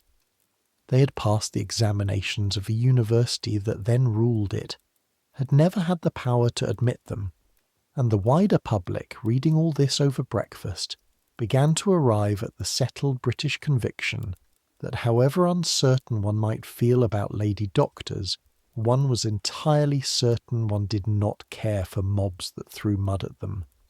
So the women stopped waiting to be let in and built their own door. In 1874, in a house in Henrietta Street, Jex-Blake and Garrett Anderson and Blackwell, all 3 names on the prospectus of the same small impossible institution, founded the London School of Medicine for Women, the first medical school in Britain for women. In 1876, Parliament passed the Enabling Act, Russell Gurney's Act, permitting at last the examining bodies to examine women. In 1877, Jex-Blake, degree finally in hand from Bern, licence from Dublin, became one of the first women licensed under the new dispensation, and went home to Edinburgh, the city of the mud and the gates, and put up her plate and practised medicine in it for 20 years. By the middle 1880s there were dozens of registered women doctors in Britain. By the middle 1890s hundreds, and the London school's benches were full, and the question had quietly changed from whether to how many, which is how questions die in England, not with a verdict but with a shrug. And while the doctors were coming, the books kept coming underneath them, the 6-penny tide. The one against your knees on the Manchester floorboards in 1889 is called The Wife's Handbook, by a Leeds physician named Henry Arthur Allbutt, published in 1886. Plain chapters, plain English, on marriage, pregnancy, birth, and the health of women, priced at 6pence exactly so that a millhand's wife could own it. And for that, hold this one last documented irony up to the candle, because it is the whole century caught in one committee minute. For that, in 1887, the General Medical Council struck him off the register. Not for error. The council's stated offence was that he had published the book at so low a price as to bring such knowledge within the reach of the young of both sexes, that he had in effect told the wrong people for the wrong price. Knowledge at a guinea across a mahogany desk to the gentleman paying professional. The same knowledge at sixpence in a woman's apron pocket. Infamous conduct. They took away his name, and the book went on selling by the tens of thousands, edition after edition, because you cannot strike a tide off a register. The law itself was giving way in the same years, quietly, statute by statute. The Married Women's Property Act of 1870 let a wife keep her own earnings. The Great Act of 1882 let her own, buy, sell, and sue in her own name. Let her, in the lawyer's own astonished grammar, exist. Coverture was not abolished in a day. It was drained, session by session, like marshland. But after 1882, a married woman in England could, in her own legal person, walk into a consulting room, engage a physician, and owe the bill herself. Blackstone's sentence, one person in law, had stood for 117 years. It did not survive the woman with the sixpenny book. The candle beside your boot is drowning now, the wick keeling over in its own pool, and you mark your place, with a hairpin, as it happens, which is what is in reach, and you sit for one more minute in the dark, listening to the rain, with the book closed under your hand. You will be married in June, in a grey silk that is being made this month. You do not know. One time only I am allowed to say this, so let it be now, and gently. You do not yet know any of what this night has shown us. Not the day books, not the seam of light, not the study murmurs, not the blue jar, nor how recently the whole apparatus stood at full working order all around the bed you were born in. You only know that the questions under Never Ask have answers, and that the answers are in your hand, in English, addressed to you. It is enough. Sleep is close now, for you and for everyone in this story, so let us begin softly to put the house to bed. Come back to the hallway one last time. The beeswax hallway, the slow clock. Years have been passing while we watch the tide. Let them pass. Dr. Alderton saw patients until the autumn of 1884, and then one October morning his hands, those gentle, correct hands, declined to hold the stethoscope steadily enough to trust, and he was the kind of man who trusted his hands or nothing, so he stopped. The plate stayed on the door for a year after that, the way a bell goes on humming after the strike, and then a younger man bought the practice, and the plate came off, and Margaret, who had polished it every Saturday for 39 years, who could draw its letter forms in her sleep, the serifs, the full stop, the dent from the barrow boy of 1853. Margaret wrapped it in flannel like a christening gift and put it in the attic trunk, and found, standing in the cold little room where she had once looked down at the street of brass, that what she felt was not what she had expected to feel. Not grief, exactly. Something more like the feeling at the end of a long service, when the organ stops and the stone goes on holding the note, and you cannot tell for a moment whether the sound is still in the church or only in you. They moved to a smaller house. It is what happened to people like them. It is not sad, or it is only the ordinary sadness of furniture in a van. Her husband died quietly in the spring of 1889. The same spring, if you want the century's geometry laid bare for a moment, that a girl in Manchester was reading a sixpenny book behind a boot, and Margaret, who had spent her whole adult life 4 feet from a seam of lamplight, found herself, at 67, in the one situation her era had never once required her to rehearse, alone and answerable to nobody, with her name, her own, entire first-position name on the rent book, on the tradesman's accounts, on everything. The 1882 Act had seen to that. It had arrived too late to matter to her fortunes and exactly in time to matter to her paper. She told the coal merchant her name and watched him write it. First, at the top, and stood a half-second longer at his counter than the transaction strictly required.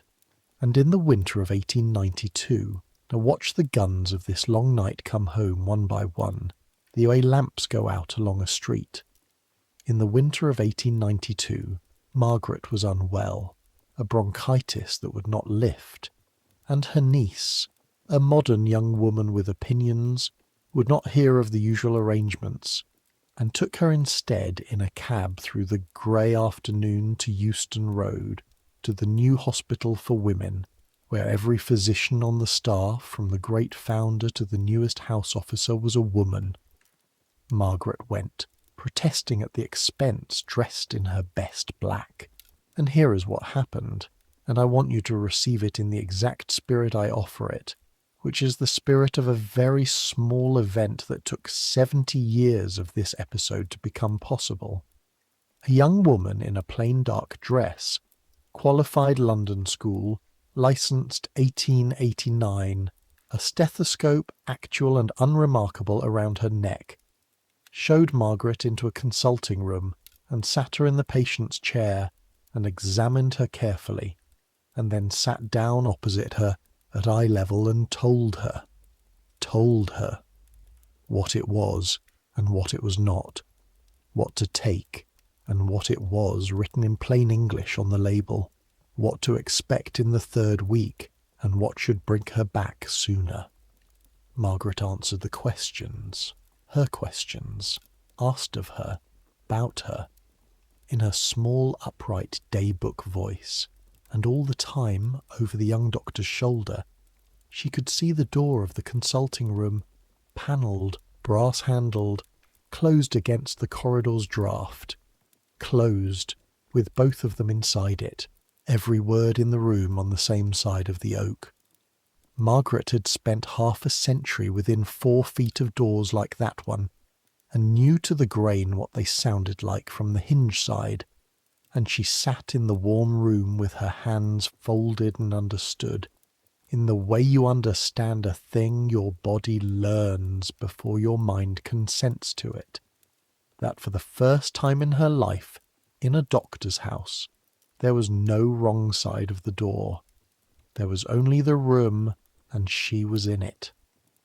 She paid her own bill at the desk on the way out, £0.50, entered in the hospital's book under her own name first at the top, and out on the Euston Road in the lamplight, buttoning her glove, she said to her niece, in the tone she had used all her life for observations about weather, that it was a very well-run establishment, which, from Margaret, you now know how to translate.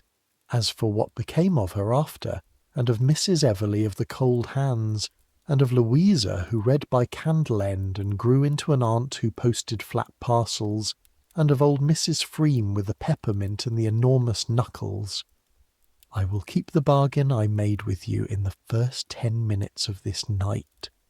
They were borrowed eyes, all of them, composites, stitched from the thousands of real unrecorded women who stood in exactly those rooms, and so I owe them the honesty of no invented endings.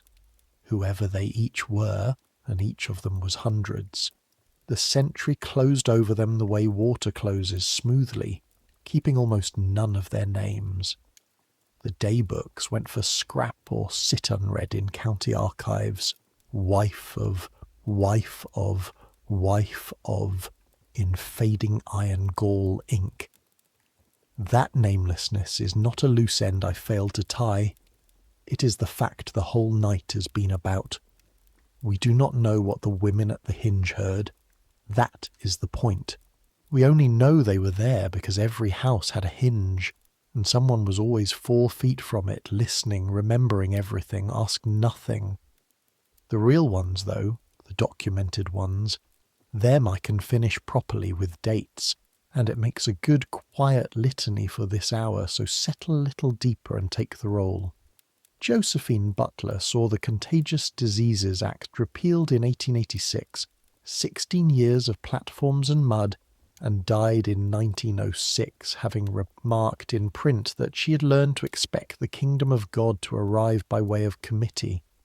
Charlotte Perkins Gilman published The Yellow Wallpaper in 1892, and her account of Why in 1913, and lectured on into the new century's bright argumentative morning. Silas Weir Mitchell died in 1914, honoured, disputed, and permanently shackled in the anthologies to the patient who disobeyed him. There are worse fates for a physician than to be remembered chiefly by his most instructive failure. Spencer Wells died a baronet in 1897. His 1,000 careful operations dissolved into the ordinary safety of the modern surgery, which is where all successful medicine goes to be forgotten. Elizabeth Blackwell died in 1910 at Hastings, on the register she had opened. Sophia Jex-Blake practiced 20 years in the city that had thrown mud at her and died in 1912. And Elizabeth Garrett Anderson, first on the Sixpence and Charter Road, retired to the seaside town of Aldeburgh, and in 1908 was elected its mayor, the first woman mayor in England, because some people, having taken one door off its hinges, simply cannot be trusted anywhere near a closed one again. The hospital on the Euston Road took her name in time, and keeps it still, and the seasons went on doing what seasons do, which is the oldest sleep medicine there is, older than Mrs. Freeme's oldest school. Spring came to the street of brass plates, and the plates were rinsed with rain, and some of the new ones year by year had women's names on them. Summer came, and the consulting room windows stood open an inch, and the murmurs that drifted out over the area railings were, more and more often, two voices of any kind speaking to each other and not about a third in the hallway. Autumn came, and the medical schools filled, benches of young women with their Latin, their own Latin now, past and possessed.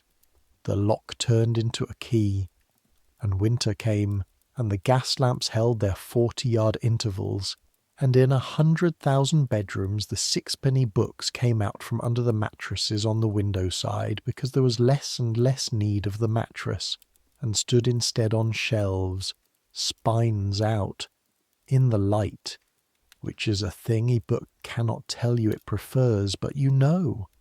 It was slow. I will not tell you otherwise at this hour. You have trusted me all night. No single morning arrived with the old arrangement gone. The whispering behind doors outlived the century. Ask your great-grandmothers, some of it outlived them. But the direction never reversed again. That is what an ending looks like in real history. Not a door slamming, which is how it looks in stories, but a door propped open so long by so many hands that the hinge rusts open, and one day nobody living can remember which way it used to swing. So let the house settle now. The fire is banked, the clock is wound. You simply fit the key and turn. The blue jar and the green bottle stand in the corner cabinet in the dark, stoppered, harmless, historical, two small glass witnesses on a shelf no one unlocks anymore. The daybooks sleep in their archive boxes. The flannel-wrapped plate sleeps in its trunk. The sixpenny book sleeps on its open shelf. Everyone in this story has been asleep a long, long time, and the house we built tonight out of 100 houses is empty and quiet and cannot be locked again, because we've carried off the doors. Before you go under, though, come and stand for one last minute in your own century, because this story does not actually end in a Victorian hallway. It ends in a room you have been in. It ends in the room where somebody in soft-soled shoes looked you in the eye. You, directly, whatever your name and whoever pays your bills, and told you what they had found and what could be done about it and what the risks were, and then stopped talking and waited because the next word belonged to you. That room feels like nature. It feels like the way medicine has always been. You have spent tonight learning how young that room is, and I want you to know, as the last documented thing I will hand you, just how young. The phrase informed consent, the actual phrase, the load-bearing legal words, does not appear until 1957 in a California courtroom within living memory. There are people drawing breath tonight who are older than the idea that a patient must be told. The world's physicians, after the war crimes trials at Nuremberg, wrote it into their codes in 1947. The voluntary consent of the human subject is absolutely essential. A sentence purchased at the highest price any sentence was ever bought for. And in Britain, hold this one, because the geometry of it belongs to our night specifically, the courts did not fully and finally establish a patient's right to be told the material risks of her own treatment until the year 2015, and the case that established it was brought by a mother about information withheld from her during childbirth. Childbirth. Information withheld.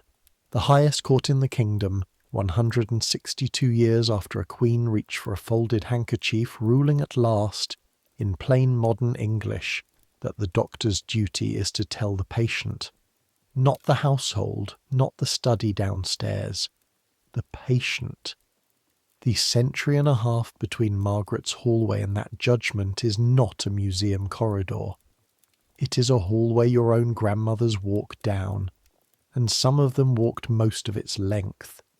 So that is what you are lying on tonight, listener, whoever you are, not just a mattress. You are lying on a settlement, on the sixpenny books and the marble day books, on the mud of Surgeons' Hall and the minutes of the Obstetrical Society, on Blackstone's sentence and the act that unpicked it, on a Queen's 53 minutes and a striking off in a ledger column where the names finally turned right way round. It holds your weight. It was built to.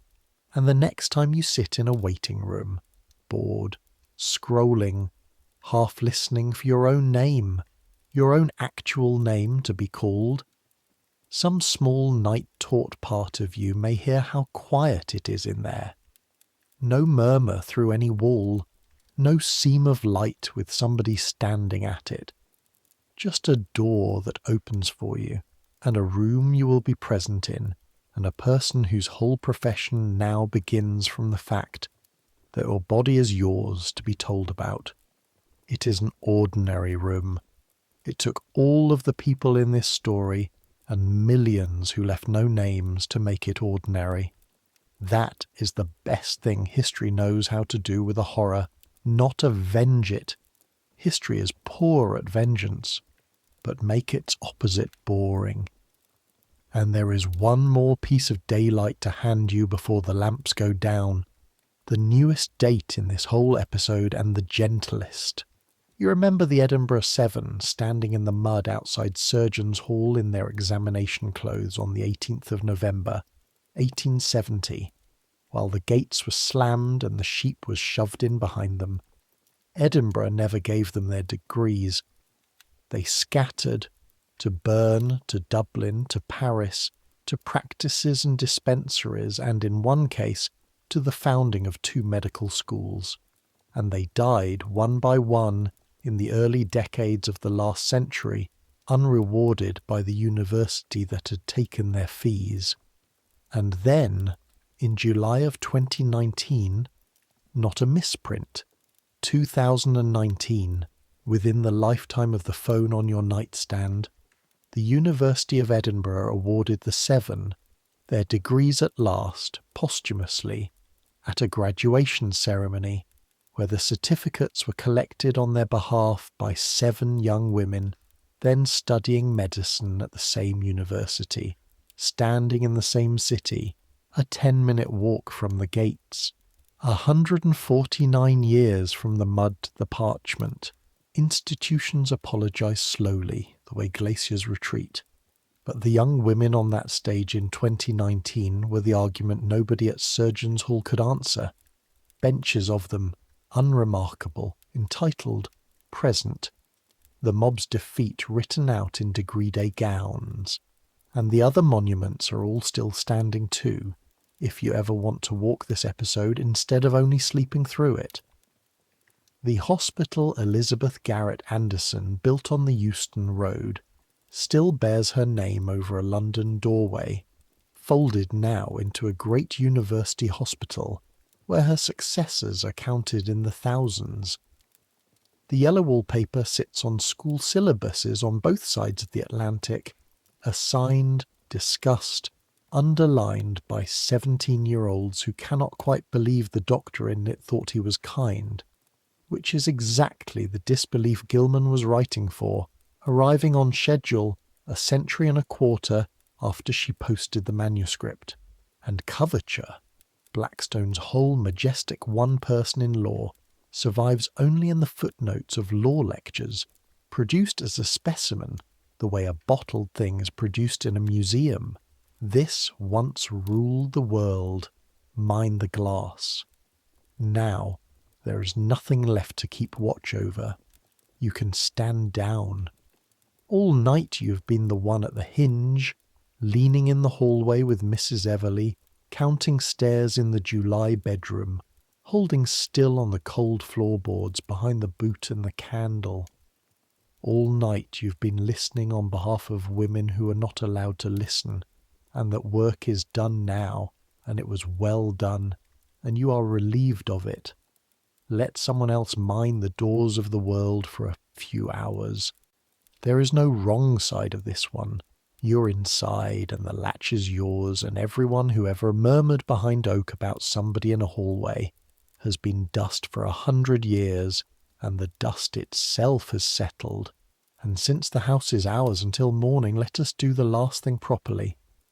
Let us walk back through it, room by room, the whole night's worth, and put each room to sleep behind us.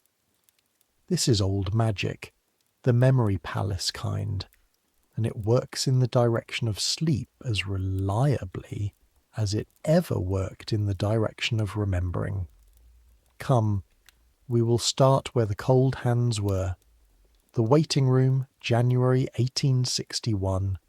The fire has burned all the way down to a grey architecture of ash that holds its shape until a draught thinks about it, and then doesn't. The lavender bowl has given up the very last of its ghost. The engraving of the Scottish loch hangs in darkness now, too high for anyone, looking at nobody. The chair where Mrs. Everleigh sat with her cold hands is empty, and the room is finally the temperature it always claimed to be, and if her hands were here now they would warm. They are not here. She's long past all waiting rooms, past all tonics, past iron, orange and water, and no one files her under anyone. Sleep now, room.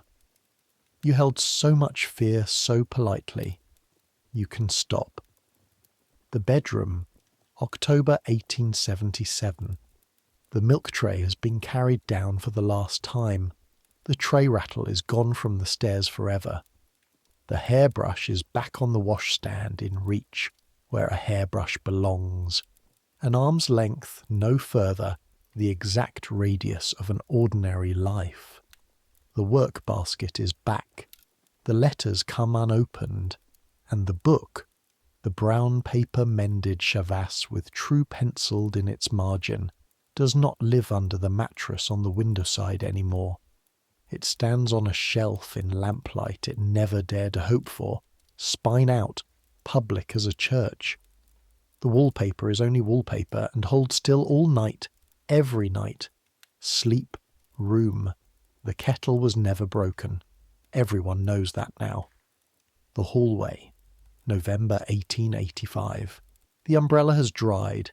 Its small private clock of rainwater ran out its last drop against the tile a lifetime ago, and no one refilled it.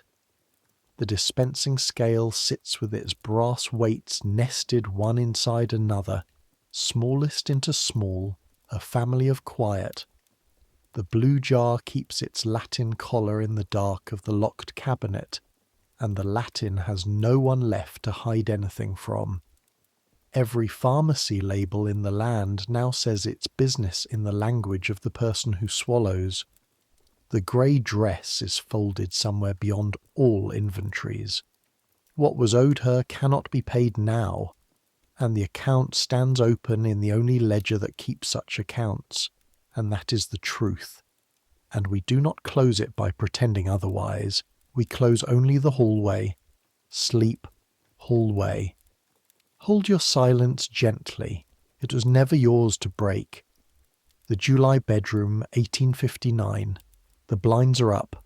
The fire is out, and glad of it. A July fire released at last from the textbook that lit it.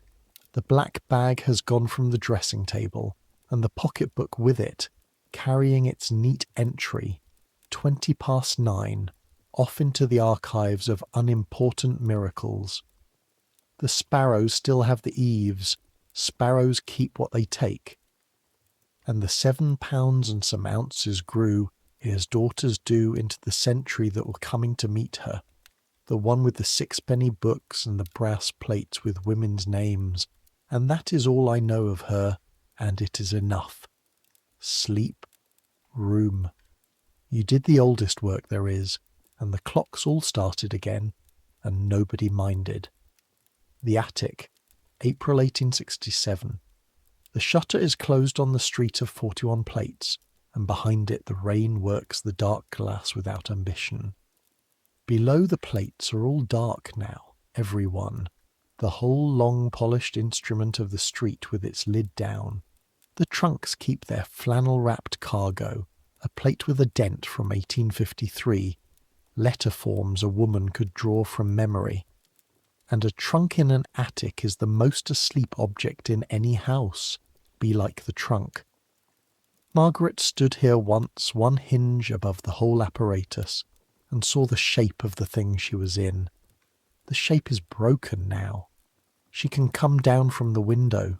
She came down long ago. Sleep, attic, even watchtowers closed their eyes. The Manchester floorboards, spring 1889. The candle drowned as candles do, quietly, in its own small sea, and the wax pool cooled into a hard, bright coin behind the boot, and in the morning it lifted off the board in one piece. The hairpin holds its page in the dark, chapter held, place kept, patience itself made of wire, and the pencilled fly-leaf was never rubbed out, because it turned out there was no need, because the June marriage began with the book standing openly on a shelf, and the aunt in the south got a letter that said so, and read it twice. Sleep, cold floorboards. The girl who trusted you took the answers with her. They fit under a life even better than under a mattress, and the consulting room on the Euston Road. Winter 1892. The last room of the night. The half-crown receipt in Margaret's glove. Her own name at the top of it. First position, entire. The young doctor's stethoscope hung on its peg at the end of the day's list, ordinary as a coat. The panelled door, brass-handled, closed with everyone inside it. Both women on the same side of the oak. All the words in the room staying in the room. The hinge holding nothing but the door. Margaret buttoned her glove on the pavement and pronounced it a very well-run establishment, and you know the translation now, so I will not labour it. Sleep, room. You were the point of the whole century. You never needed to know it. Well-run establishments never do. There. Every room is down. The house is breathing evenly. All its darknesses joined into one darkness, and the only person still awake anywhere in this story is you. And before you go too, take the people. They weigh nothing now. They will not keep you up. But a night like this one should be carried out properly, the way Margaret carried out her hall lamp, checking each flame with a cupped hand. Dr. Alderton, who was kind, truly kind, in the exact shape and to the exact depth his century permitted, and who left us 2 sentences to weigh against each other for the rest of our lives. Remember whose name is on the bill, from 1861, and I could not tell you tonight where the asking properly ends, from 1867, 6 years apart. The same voice, the same table, and the whole slow turning of an honest man visible in the distance between them. He never got further than the second sentence. Very few of his generation did, but a man who has admitted he cannot find the edge of the asking has at least admitted there is an edge, and that admission, multiplied by 10,000 supper tables, is how centuries change their minds. Not in lecture halls mostly, but in the pause after the soup, in front of the one person who was never going to let the subject drop because she kept the book and knew what was in it, and Mrs. Freem with the peppermint and the steady enormous knuckles who gave us the other law.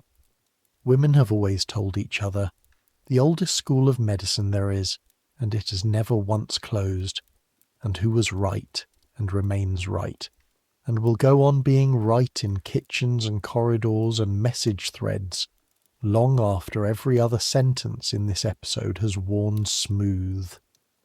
Set those 2 sentences on the dispensing scale, 1 in each pan, and watch what the night has done to them. The first one, the bill sentence, has been growing lighter for 160 years, statute by statute, judgment by judgment, name by name, until it weighs nothing at all now. A curiosity, a museum grain. And the second one never weighed anything to begin with, because it is not the kind of thing that has weight. It is the kind of thing that has reach, and the scale cannot measure it, and no one has ever needed it measured. Balance was never the point. Outlasting was the point. The whisper outlasted the ledger. That is the entire verdict of tonight, in one image, and you may fall asleep holding it. And take this too, the last small arithmetic of the night, done slowly at falling asleep speed. Between you, listening in your bed in your century, and Mrs. Everleigh with her cold hands in 1861, there stand perhaps 5 women, hand to hand. Your mother, her mother, hers. 1 or 2 more, depending on the luck and timing of your family's generations. 5 handshakes, 6 at the most, from your pillow back to that waiting room. That is all. That is how close it is. And every one of those women, somewhere along her life, sat at a kitchen table or on the edge of a bed while an older woman leaned toward her and lowered her voice and told us what the official channels would not, what to expect, what was normal, what to watch for, what it meant. The 6-penny school, the mattress edge school, the oldest school, tuition-free, term never-ending. Whatever you know tonight about your own body that you did not learn from a printed leaflet or a licensed professional, you almost certainly learned in that school, from a teacher who learned it in that school, in an unbroken chain of lowered voices running straight back through this episode and out the far side of it, past Margaret, past Mrs. Freem, past the penciled true inner margin, into centuries we have no names from at all. You are, whether you ever knew it or not, a graduate. Most of us are. It is the largest faculty on earth, and it has never once held a ceremony, and it does not need one, because its diploma is simply this. Somebody told you. Somebody made sure you knew. Someone, somewhere back along the 5 handshakes, decided that you, specifically, were going to be told the truth. And here you are, at the end of the chain and the end of the night, warm, informed, and falling asleep on the settlement they built. So feel where you are instead, the pillow holding the exact weight of your head, asking nothing about it. The blanket lying over you the way the dark lies over a banked fire, keeping, not covering. The air of the room moving in its slow house currents, indifferent and kind. Somewhere in your walls water stands quiet in its pipes. Somewhere a clock or a router or a refrigerator keeps its small electric vigil, so that you don't have to keep any vigil at all. Your breath has already gone ahead of you. Listen to it. It has already found the night rhythm, the deep, even keel it keeps when nobody is managing it, and nobody is managing it. Nobody is managing you. Nobody downstairs is being told anything. There is no downstairs voice. There is only this room, and you have the whole of it, every corner, both sides of every door. You're told enough now, asked enough, believed enough. You have a name and it stands first in every book that keeps it, at the top, in your own hand. That is more than almost anyone in tonight's story ever held, and it is yours without polishing a single hinge. It is enough. You are enough. This bed, this dark, this unwatched breathing, enough. Tomorrow there will be rooms and voices and small print again. Tomorrow there will be questions, and you will be there to answer them, because they will be put to you. Tomorrow can mind itself. It has the whole apparatus of a better century to run on, and it will run without your holding the key. But that's tomorrow.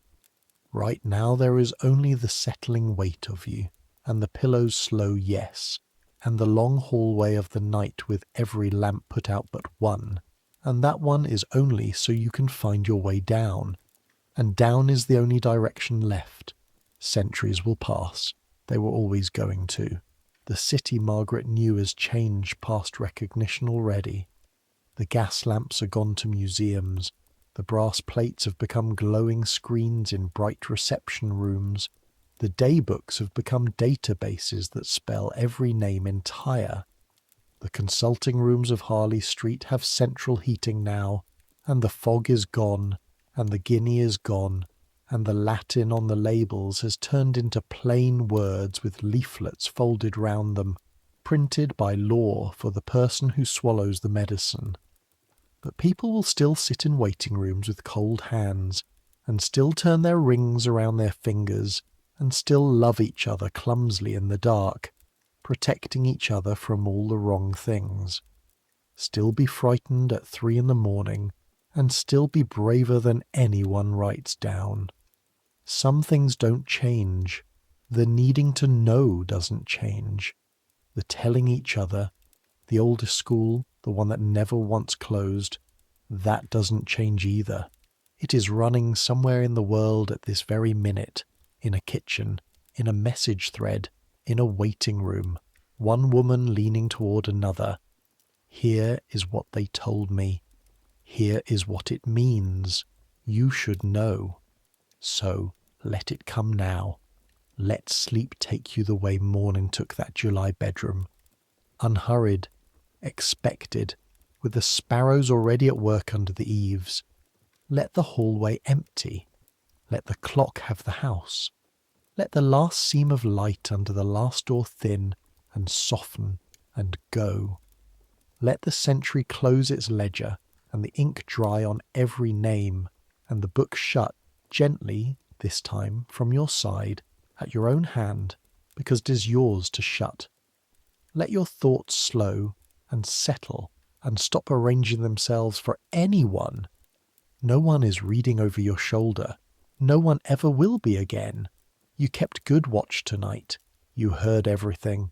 You may stop listening now. The house is dark.